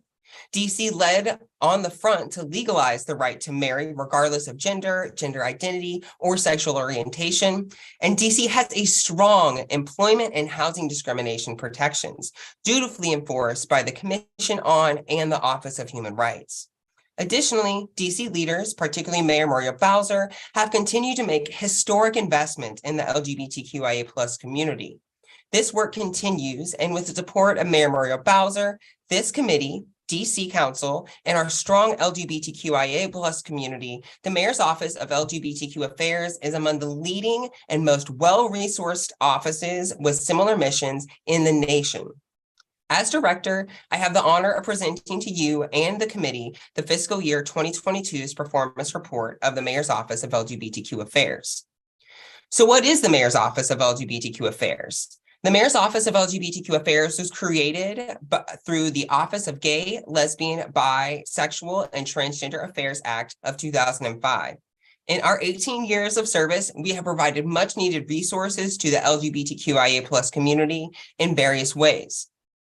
The Mayor's Office of LGBTQ Affairs' mission is to help our LGBTQ+ community navigate the many services, resources, and events available to all DC residents, and to be dedicated members of our diverse community. Housing, of course, is a top priority for the Bowser administration, as it is for the Mayor's Office of LGBTQ Affairs. From dedicated housing vouchers to cultural competency training grants, and now a dedicated LGBTQIA+ housing specialist, we are meeting the charge.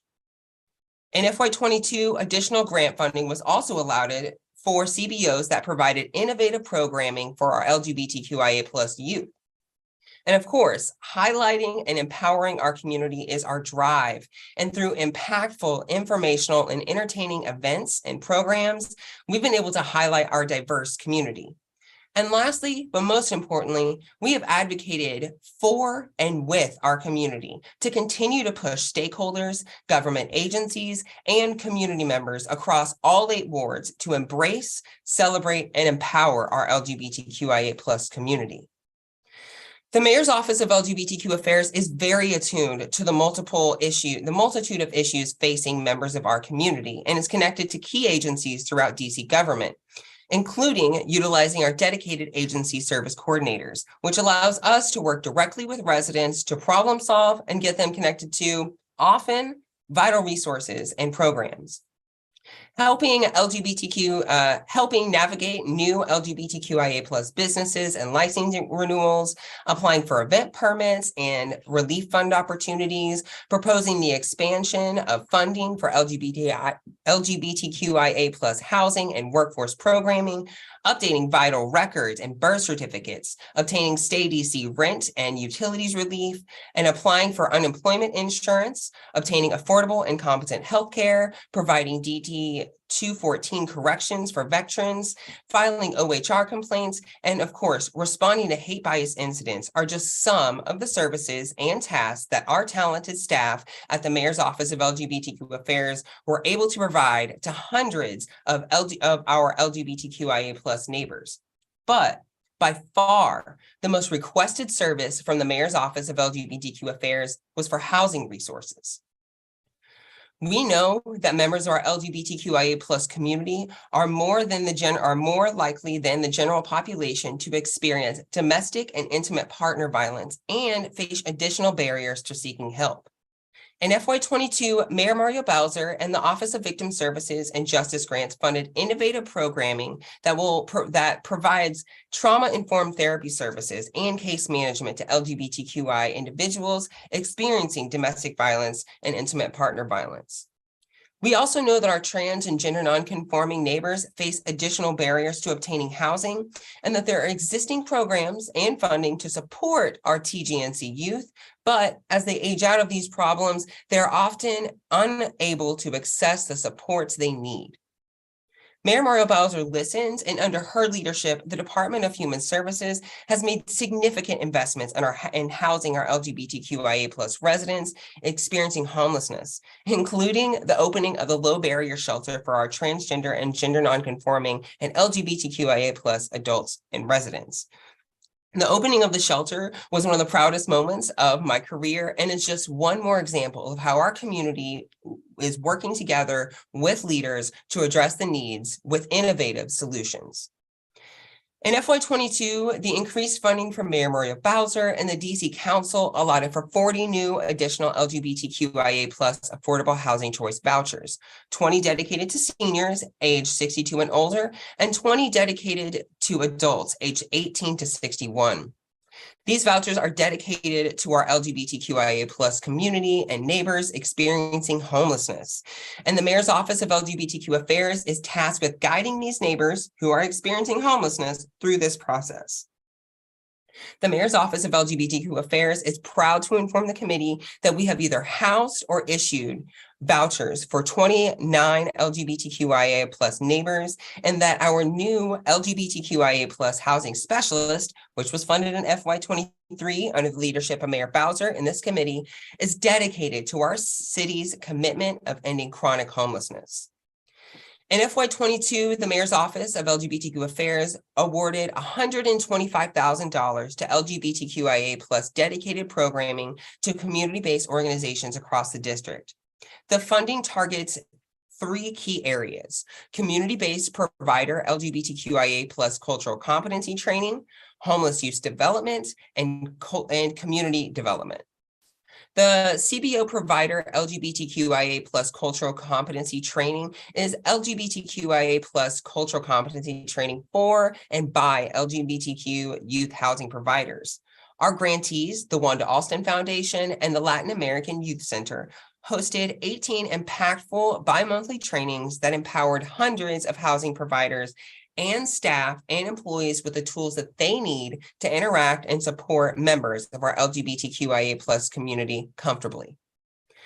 The Homeless Youth Development Grant, known as our Youth Empowerment and Self-Sufficiency Grant, our YES grants, supports a culturally competent drop-in youth center, LGBTQIA+ family reunification programs, and supports the arts through theatrical works and out-of-school time programming. We are proud to have empowered over 2,329 youth with these innovative programs and funds. The Mayor's Office of LGBTQ+ Community Development Grants success in 22 laid the foundation for historic funding increases in 23. The funds in 22, $70,000, allowed 7 community-based organizations the ability to offer support for LGBTQIA+ refugees, LGBTQIA+ out-of-school time programming that creates spaces to empower our youth. And it features cohorts of creative writing and leadership and social advocacy and arts education. And of course, the ability to offer supports for our LGBTQIA+ parents and resource groups. And of course, supporting our LGBTQIA arts and cultural programs. These impactful funds touched over 8,455 LGBTQIA+ residents. In 2022, the Mayor's Office of LGBTQ Affairs hosted and partnered with over 45 events with over 4,000 community members in attendance. And some key partnerships and events to highlight include Mayor Muriel Bowser's 34th annual 17th Street High Heel Race. This was my first event as the new director of the Mayor's Office, and it was to great fanfare. I was really proud to see the thousands of DC residents attending the event and the dozens strutting their stuff in gorgeous outfits and costumes down 17th Street. But more so, in a time when leaders in other parts of the country are attempting to ban drag and making lives extremely difficult for our members of our community, we embrace and celebrate the art of drag. Celebrating our diversity also means having top elected officials and the executive officer for DC, Mayor Muriel Bowser, show solidarity with our diverse community, which is why we are proud to honor the Aromantic Spectrum Awareness Week, Transgender Day of Remembrance, Intersex Day of Solidarity, Lesbian Visibility Day, Transgender Day of Visibility, and World AIDS Day. DC leads the nation in recognizing the contributions of our intersex, transgender, and gender non-conforming community, and we will continue to do so. Another really cool, interesting event was Drag Yourself to Get Covered. And this was in partner with DC Health Link. And it was a virtual one-touch enrollment event. This fun and entertaining virtual presentation allowed for a medium to express the importance of health insurance, highlight the art of drag, and allow members of our LGBTQ community to navigate and obtain health insurance. For that one event, over 24 community members signed up for affordable, competent healthcare. In partnership with the Mayor's Office of Women Policy and Initiatives, we were also able to honor and highlight the contributions of local and internationally known transgender and gender nonconforming and non-binary women through our Trans Women Herstory campaign. We are really, again, excited to continue to uplift and show support for members of our trans, gender nonconforming, and non-binary community. During 22, we were still working and we continued to work against COVID-19. And in partnership with DC Health, Team DC, Kiki Bar, and Dirty Goose, we were able to get over 24 residents to receive their first or second COVID-19 vaccination in a space where queer people are.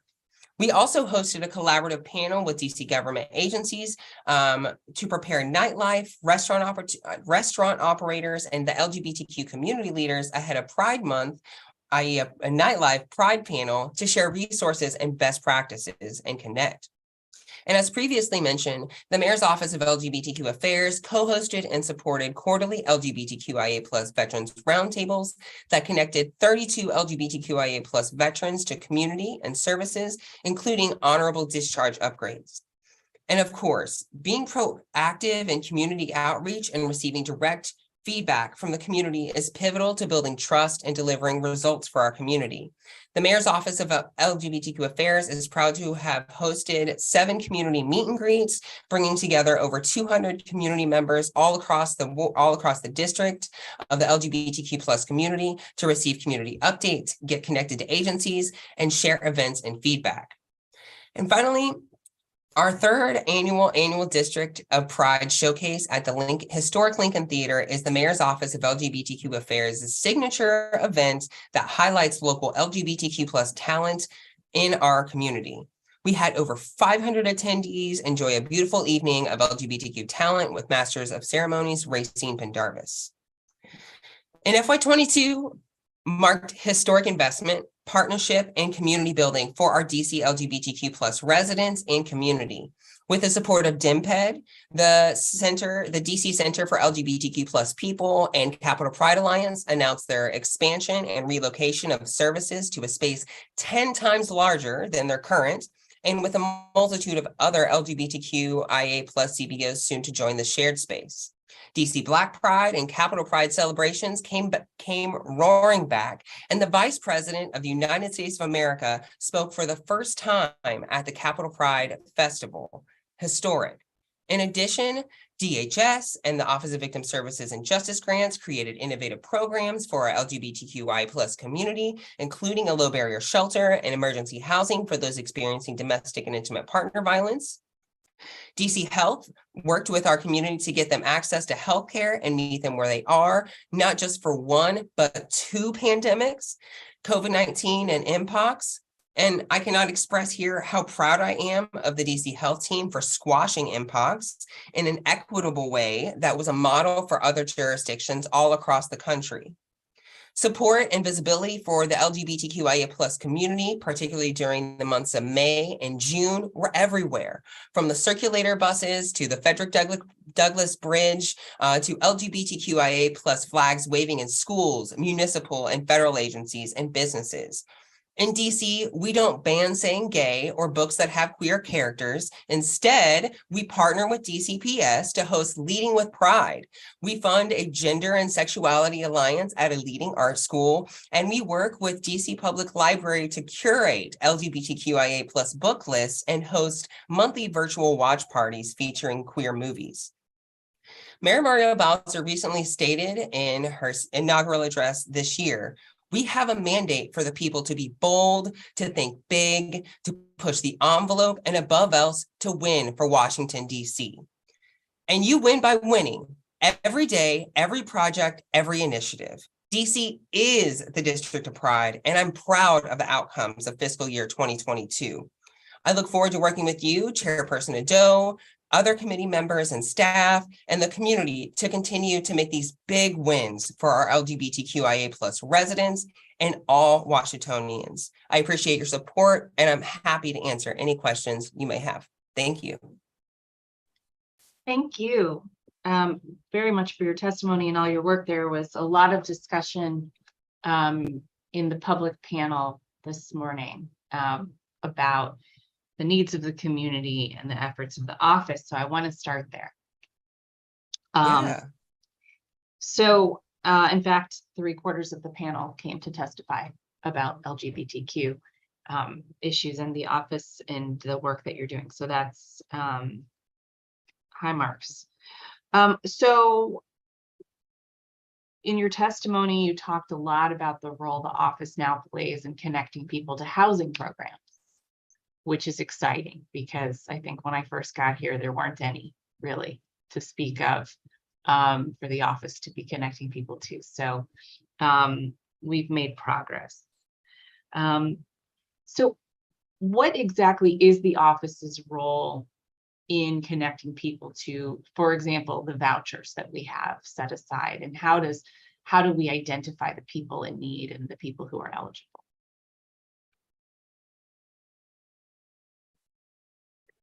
Yeah, excellent question. And apologies, I think the internet connection may be a little spotty. However, I believe your question was, how do we connect people through the housing process? Yeah, and really, yes. how do we, so how do we get we people into work these with the programs? interagency. Yeah. Yeah, absolutely. So we're really excited about the supports from FY23 for our housing specialist. However, we have been working closely with our LGBTQ plus housing service providers in our youth system and now our adult system in partnership with DHS and the Interagency Council on Homelessness, particularly to identify the folks that are in most need to be able to obtain our housing voucher service. What may not be well known is that our housing voucher is just a housing voucher. It is just rent stabilization for folks. It does not provide wraparound services. So when we talk about providing resources for folks, we always want to make sure that they're also matched up with a community-based organization, and often looking at folks that are moving from the youth sector and getting them into our housing voucher system. We've been able to work with places like Smile and the Wanda Alston Foundation and ICH to continue those services with people utilizing our housing vouchers, but also still being connected or very recently connected to those wraparound services. In terms of getting people into our system for our housing vouchers, we are doing proactive outreach, particularly for our seniors, working with the Department of Aging and Community Living, particularly the folks that are doing the services already. They also have housing vouchers. So we've been working with them to make sure that if there are LGBTQIA plus, or some folks identify as same gender loving seniors and older adults, that they're able to utilize our housing vouchers as well. So we have a great working relationship with our current service providers, and then the Department of Aging and Community Living and Department of Human Services. Great. So it's really that coordinated entry piece. It definitely is. And we're looking to further expand that. You had jurisdiction over ICH last year and DHS, and we look to continue to have your support. With a coordinated entry, it does take time. So while we do have people that come into our office that are experiencing homelessness, and we do do an intake for them, we also feel like utilizing the resources that ICH is able to put together and identify the folks most at need who could utilize this resource most appropriately is best. And so we really look to continue to increase and strengthen that partnership. Great. And I'm just going to note that we have been rejoined by Ward 5 Council Member Zachary Parker. My clock isn't working right now, but I started my round at 12:35, so I will throw it to you around 12:45. All right. And then I'll let you know how we're doing that. Okay. So we heard testimony this morning. Actually, we heard a request for a housing roundtable. Is that something that's feasible, possible? Absolutely. Summit. So this request came out of, yeah. So absolutely, I think we need to further define what Summit is, but this idea came from one of our monthly LGBTQIA plus meet and greets, where we often have ideas and get feedback from the community.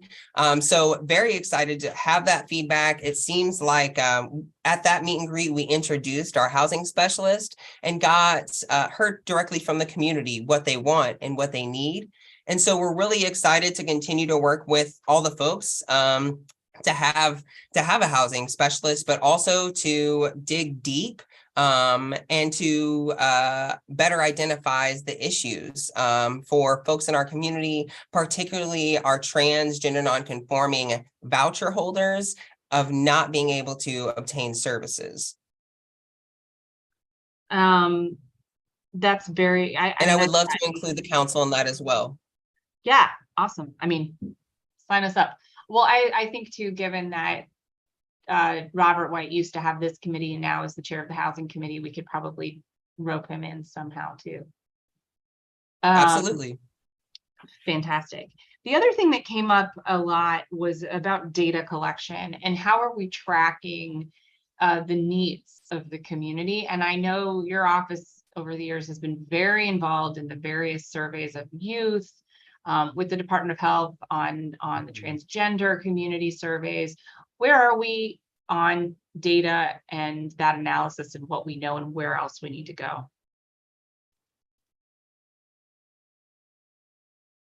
Yeah, so overall, our office collects data from intake. So anytime anyone sees us to having events. So, we have really created a system where we can track our progress. So I'm very excited to support those and to create those for our office. I think your question is more to DC Health and or DCHR as to where reports are and if they are to be renewed annually and what that looks like. Fortunately and unfortunately, we are advised. And so whenever we are asked, we absolutely are there to support our other agencies and to provide them the feedback that they need. But we are not the reporting agency, so I would not be able to provide you detailed updates. But I will gladly say, like, we are doing the work, and I want to utilize that data to further enforce policy decisions. That's great. And I think, staffing decisions and grants and all of that, it. I don't think any of this is news to you. There was an idea floated about adding a workforce development person. Does the office have space for that? Would you be able to utilize someone? Literally or figuratively? I will always be able to utilize more folks. We do have our LGBTQIA plus service coordinators, which are essentially designated folks at every agency. We do have folks from DOES, and we do have a great working relationship with the American Job Center. I think what has been previously pointed out from members of the community, as well as our office and the Office of Human Rights, is that there still are discrepancies in hiring folks, particularly our transgender, gender nonconforming folks, particularly if they're Black and brown. And so I am really excited in FY23. In FY22, I was able to see what the problems are. And in FY23 now, we have funded some really impactful community-based organizations and programming to get people jobs and to get people training and to create spaces for businesses that people can get hired, but also promoted and are empowered. It's not just, hey, there's a person here in a remedial job and they're doing one thing, barely surviving. We want to create jobs with a pathway to the middle class for all members of our community. So in 22, really, was able to see what the issues were. We did do a few outreach programs, and of course, anyone had issues with jobs, we refer them and work with them with DOES, and or on the other side, work with them with the Office of Human Rights. But we're very excited to continue to do the work, especially now that we have a housing specialist doing that work and doing more. Our office can also focus on doing more. Like, now that people have housing, now we can get them jobs. Yeah, great. That makes sense. And, thinking, I can never get away from housing. So let me come back to that for 1 second. We were talking with the Director of Veterans Affairs about how one of the lags is around inspections in the Housing Authority. Are you seeing that too? With housing placement, is there a lag around the inspection time, or are you not there yet? I'm sorry, can you said, can you repeat the last part of the question? Yeah, with housing placements, are you seeing that folks you're working with to get them into housing, is there a bottleneck or a lag around the end part where the unit has to be inspected by the Housing Authority?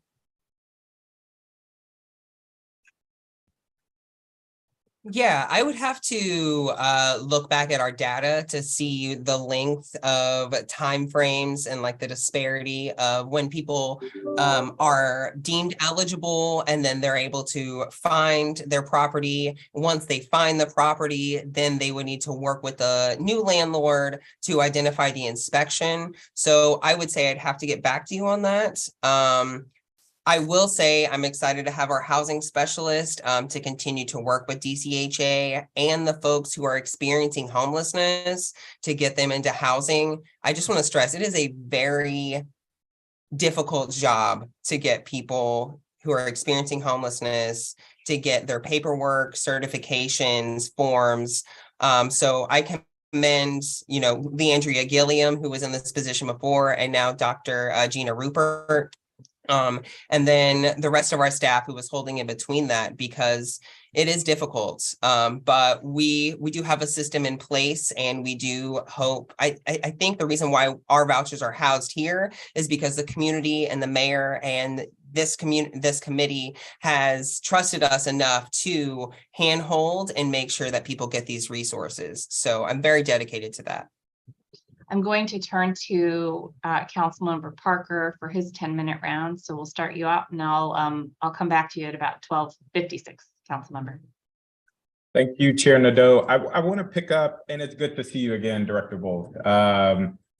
I want to continue on that thread. I've heard not only is there a lag, but because there are virtual inspections at the Housing Authority, that there are questions around the integrity and the cleanliness and safety of different units. And if you could just speak to concerns that you're hearing from the community regarding housing placements, and namely the safety of those placements, given the virtual inspections.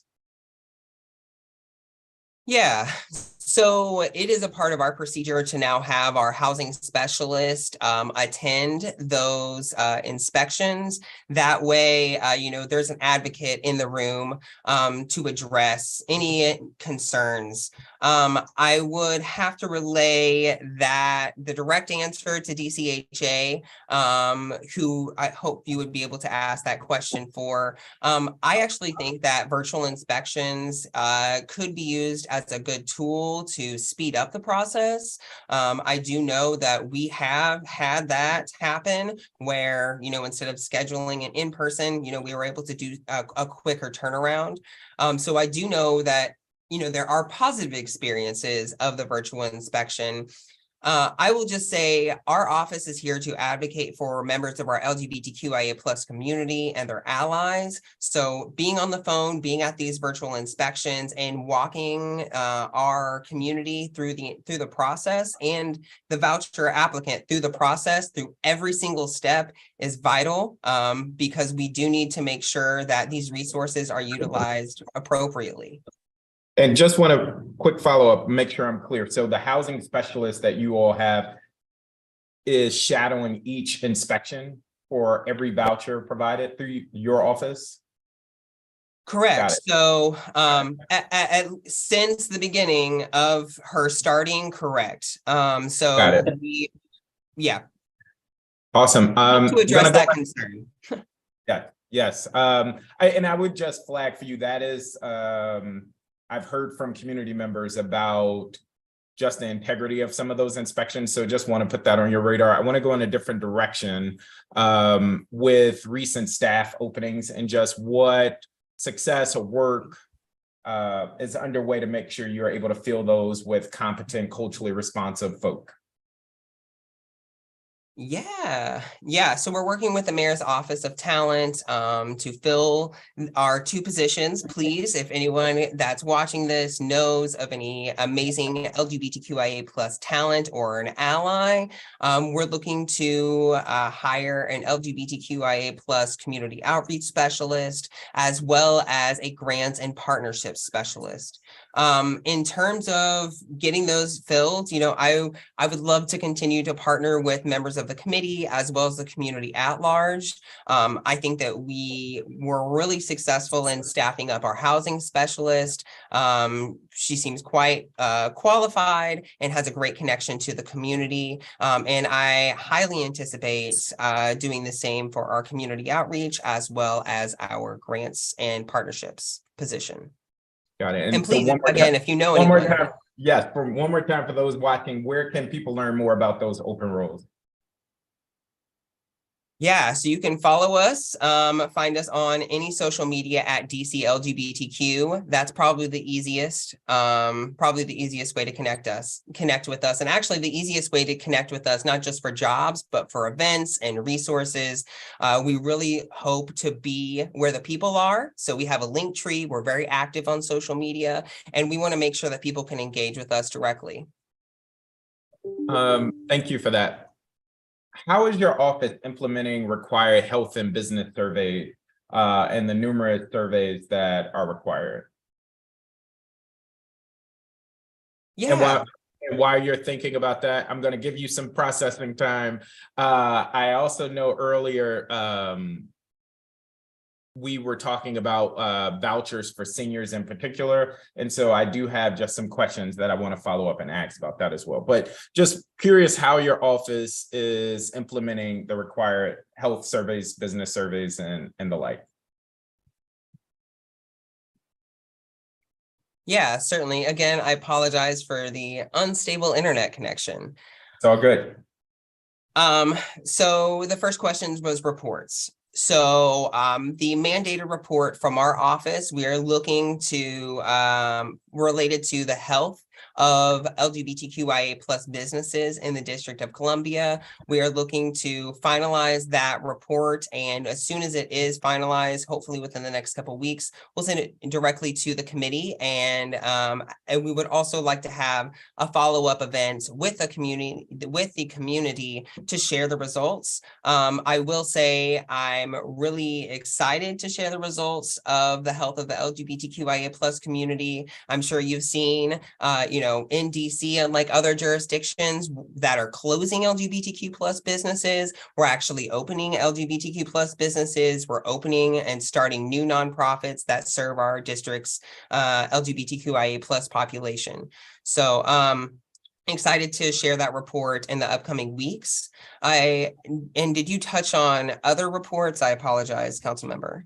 Yeah, no. So suffice it to say, you will follow up in the coming week just to share that and schedule a briefing. I would just ask that you include me. I'm not officially on this committee, but I am very much interested in these matters. One more line of question is just circling back to the senior housing vouchers and just how are you working? And I know you all touched on this before.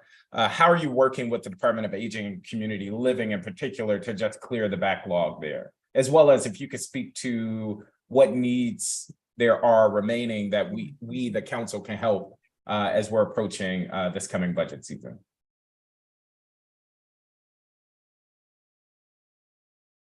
Yeah, absolutely. So thank you for the question. The partnership with the Department of Aging and Community Living is directly with the director and folks that work to do the direct services and that are in the community and that administer their housing vouchers. The Department of Aging and Community Living, DACL, they have dedicated housing vouchers for our seniors. And so this partnership is to better identify how we utilize their vouchers and our vouchers to have most impact. Because it is more narrow in scope to be a same gender loving older adult or LGBTQIA plus senior. Once DACL identifies those folks, they immediately send them to us and we begin that intake process. That being said, there is a smaller population rather than our 18 to 62 population that can utilize these housing vouchers. However, they also need more dedicated services. So one of the things that's not really talked about here is that our housing voucher is just rent. If you need other mental health services or anything else related to healthcare, this is not really a good fit for you unless we're able to partner you with an agency like DACL who can provide those additional services, or an agency that works with DHS, like the Smiles and the Wanda Alston Foundations. So it is a smaller population. It is more difficult to engage, but I fully anticipate in the upcoming weeks that we will be completely utilizing all of our senior housing vouchers. And that will be a great day. And so I'm repeating back what I'm thinking I'm hearing from you. So you're saying the Department of Aging and Community Living, they're flagging for you once they go through their review process, individuals that meet their criteria, and you all are providing them vouchers or working to provide them vouchers. Correct. Is there a sense how many are outstanding at this moment. And what I also heard you say while you look for that is that how many there's a need to go beyond just the voucher because that is covering just rent. So I heard you loud and clear.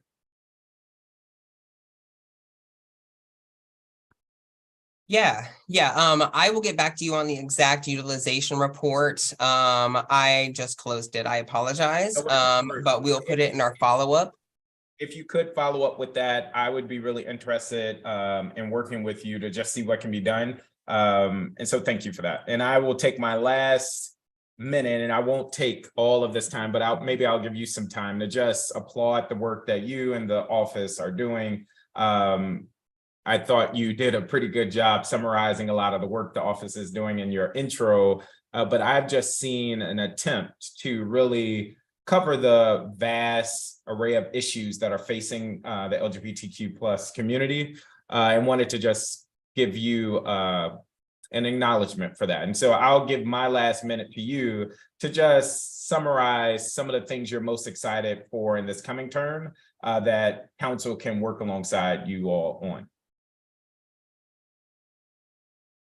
Thank you, Councilmember Parker. I do want to say it is great to have an council member representing DC Council and my former home of Ward 5. So it's great to have an ally and to watch us and review and support us.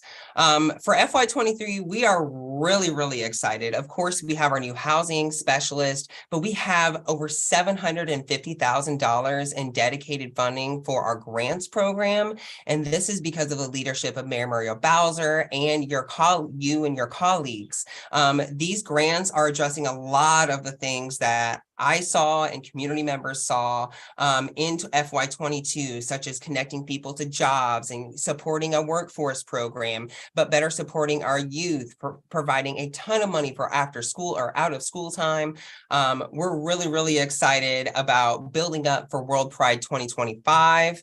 There's a lot going on, and we're really excited for our budget hearing in the next few weeks to discuss all the great things in FY24. Thank you for all the work you're doing. Chair Nadeau, I'm going to turn it back over to you. All right, you made it count. Thanks, council member. I do want to wind us down, but I'm not quite done yet. So we heard some testimony, and you and I talked about the tragic loss of Star Parker. And I thought it would be helpful for us and for the community for us to have a conversation today about what more we need to be doing to support our trans women of color, and what resources should we have had. Where do we go from here after this tragic loss? And I should say so many that came before it. Yeah, thank you so much. This is definitely a continued conversation, and something that I think, makes me get up to work every day. And I think in the office is, how do we provide resources to our community and to hopefully limit the harm for our community. As I said previously, like, we are one of the best jurisdictions for our community. We have some of the most resources. We have innovative programming that folks all across the country would love to have, and we have them. I definitely think that there are more resources available and partnerships, particularly with other community-based organizations. I think that we do need to have a conversation with some of these community-based organizations to have them step up and work with us. We do have a lot of funding opportunities out there, and I do know that it's difficult to apply for funding. It does take a lot, but these funds are out there because we hear the needs, and our office is dedicated to providing grants, training, and meeting the needs for people if they do need that training to obtain the resources. I just want to point out the Office of Victim Services and Justice Grants exploded in funding, particularly after COVID, related for violence prevention, and funded programs that STAR very well could have been a part of already, including supporting HIPS, supporting the intimate partner violence, emergency housing. There are a lot of resources out there. I think where we need to do better, I think that what I think we were missing was, I'm sorry, it's hard to put this into words, humanity. There was a person that was murdered in Trinidad, and community members that could have heard this and intervened were not able to, or did not. And someone dying from a leg wound, you shouldn't be dying from a leg wound. And to that's what keeps me up. How do we have a community that if you hear someone screaming, that you're able to provide them resources or connect with them or give them that humanity of just going and checking on them?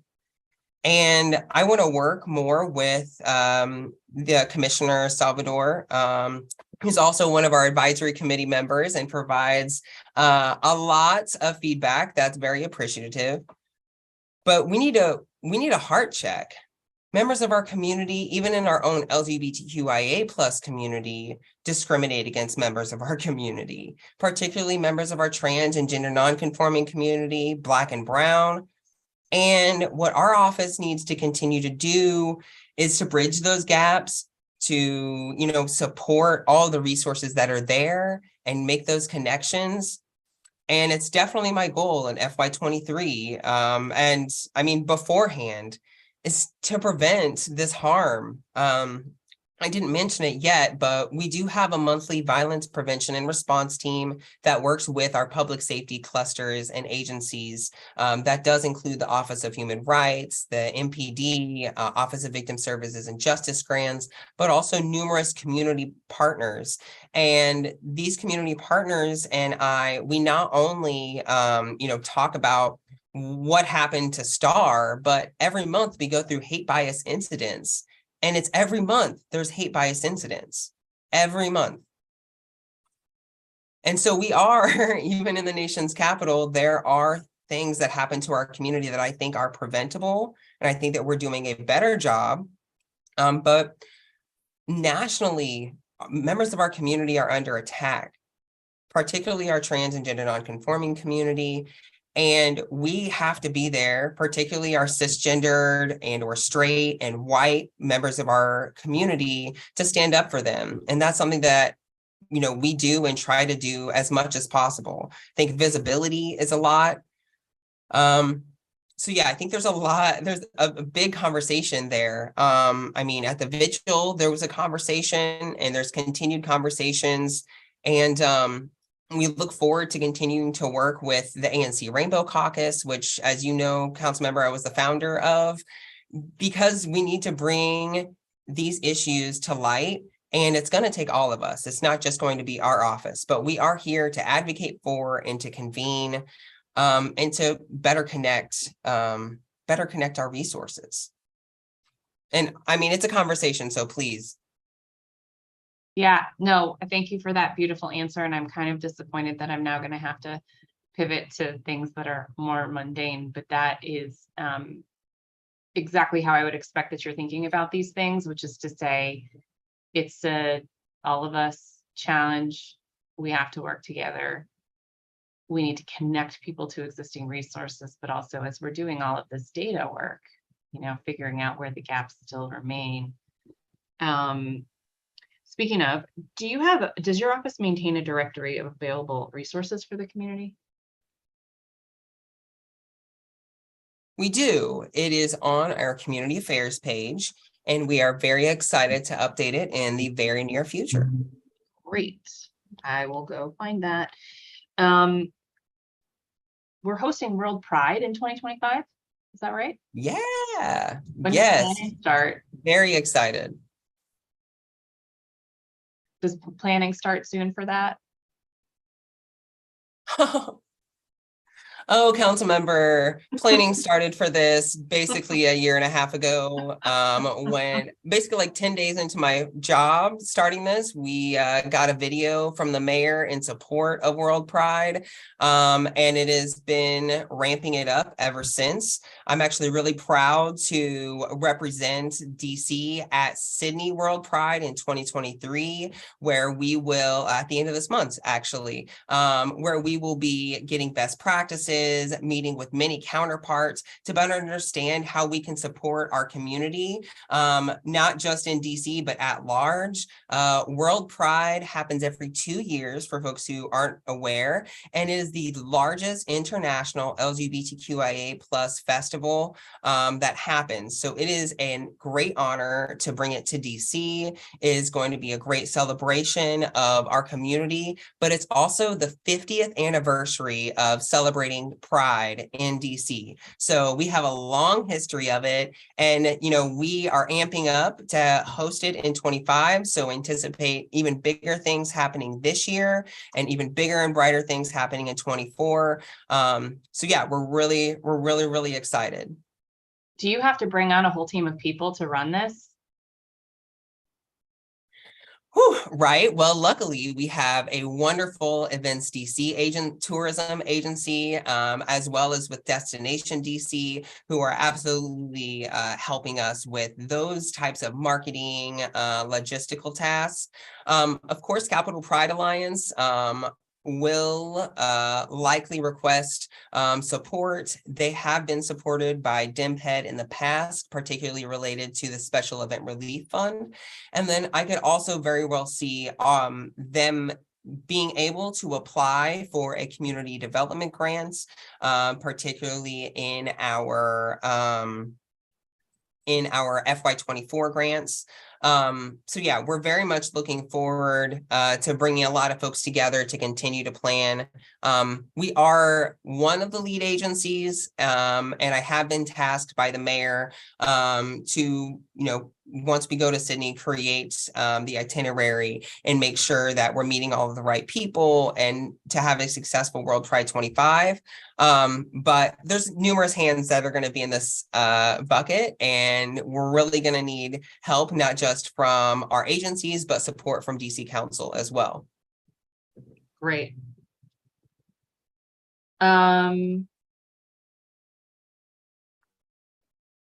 Anywhere we can find the updates on that? Is that on your website? So we're not the organization, Capital Pride Alliance would be the one, but in our follow-ups, we'll gladly point you to their most current website, and they will be doing a rebrand in the very near future. Great. Very good. Yeah. Well, that is all that I had for you today.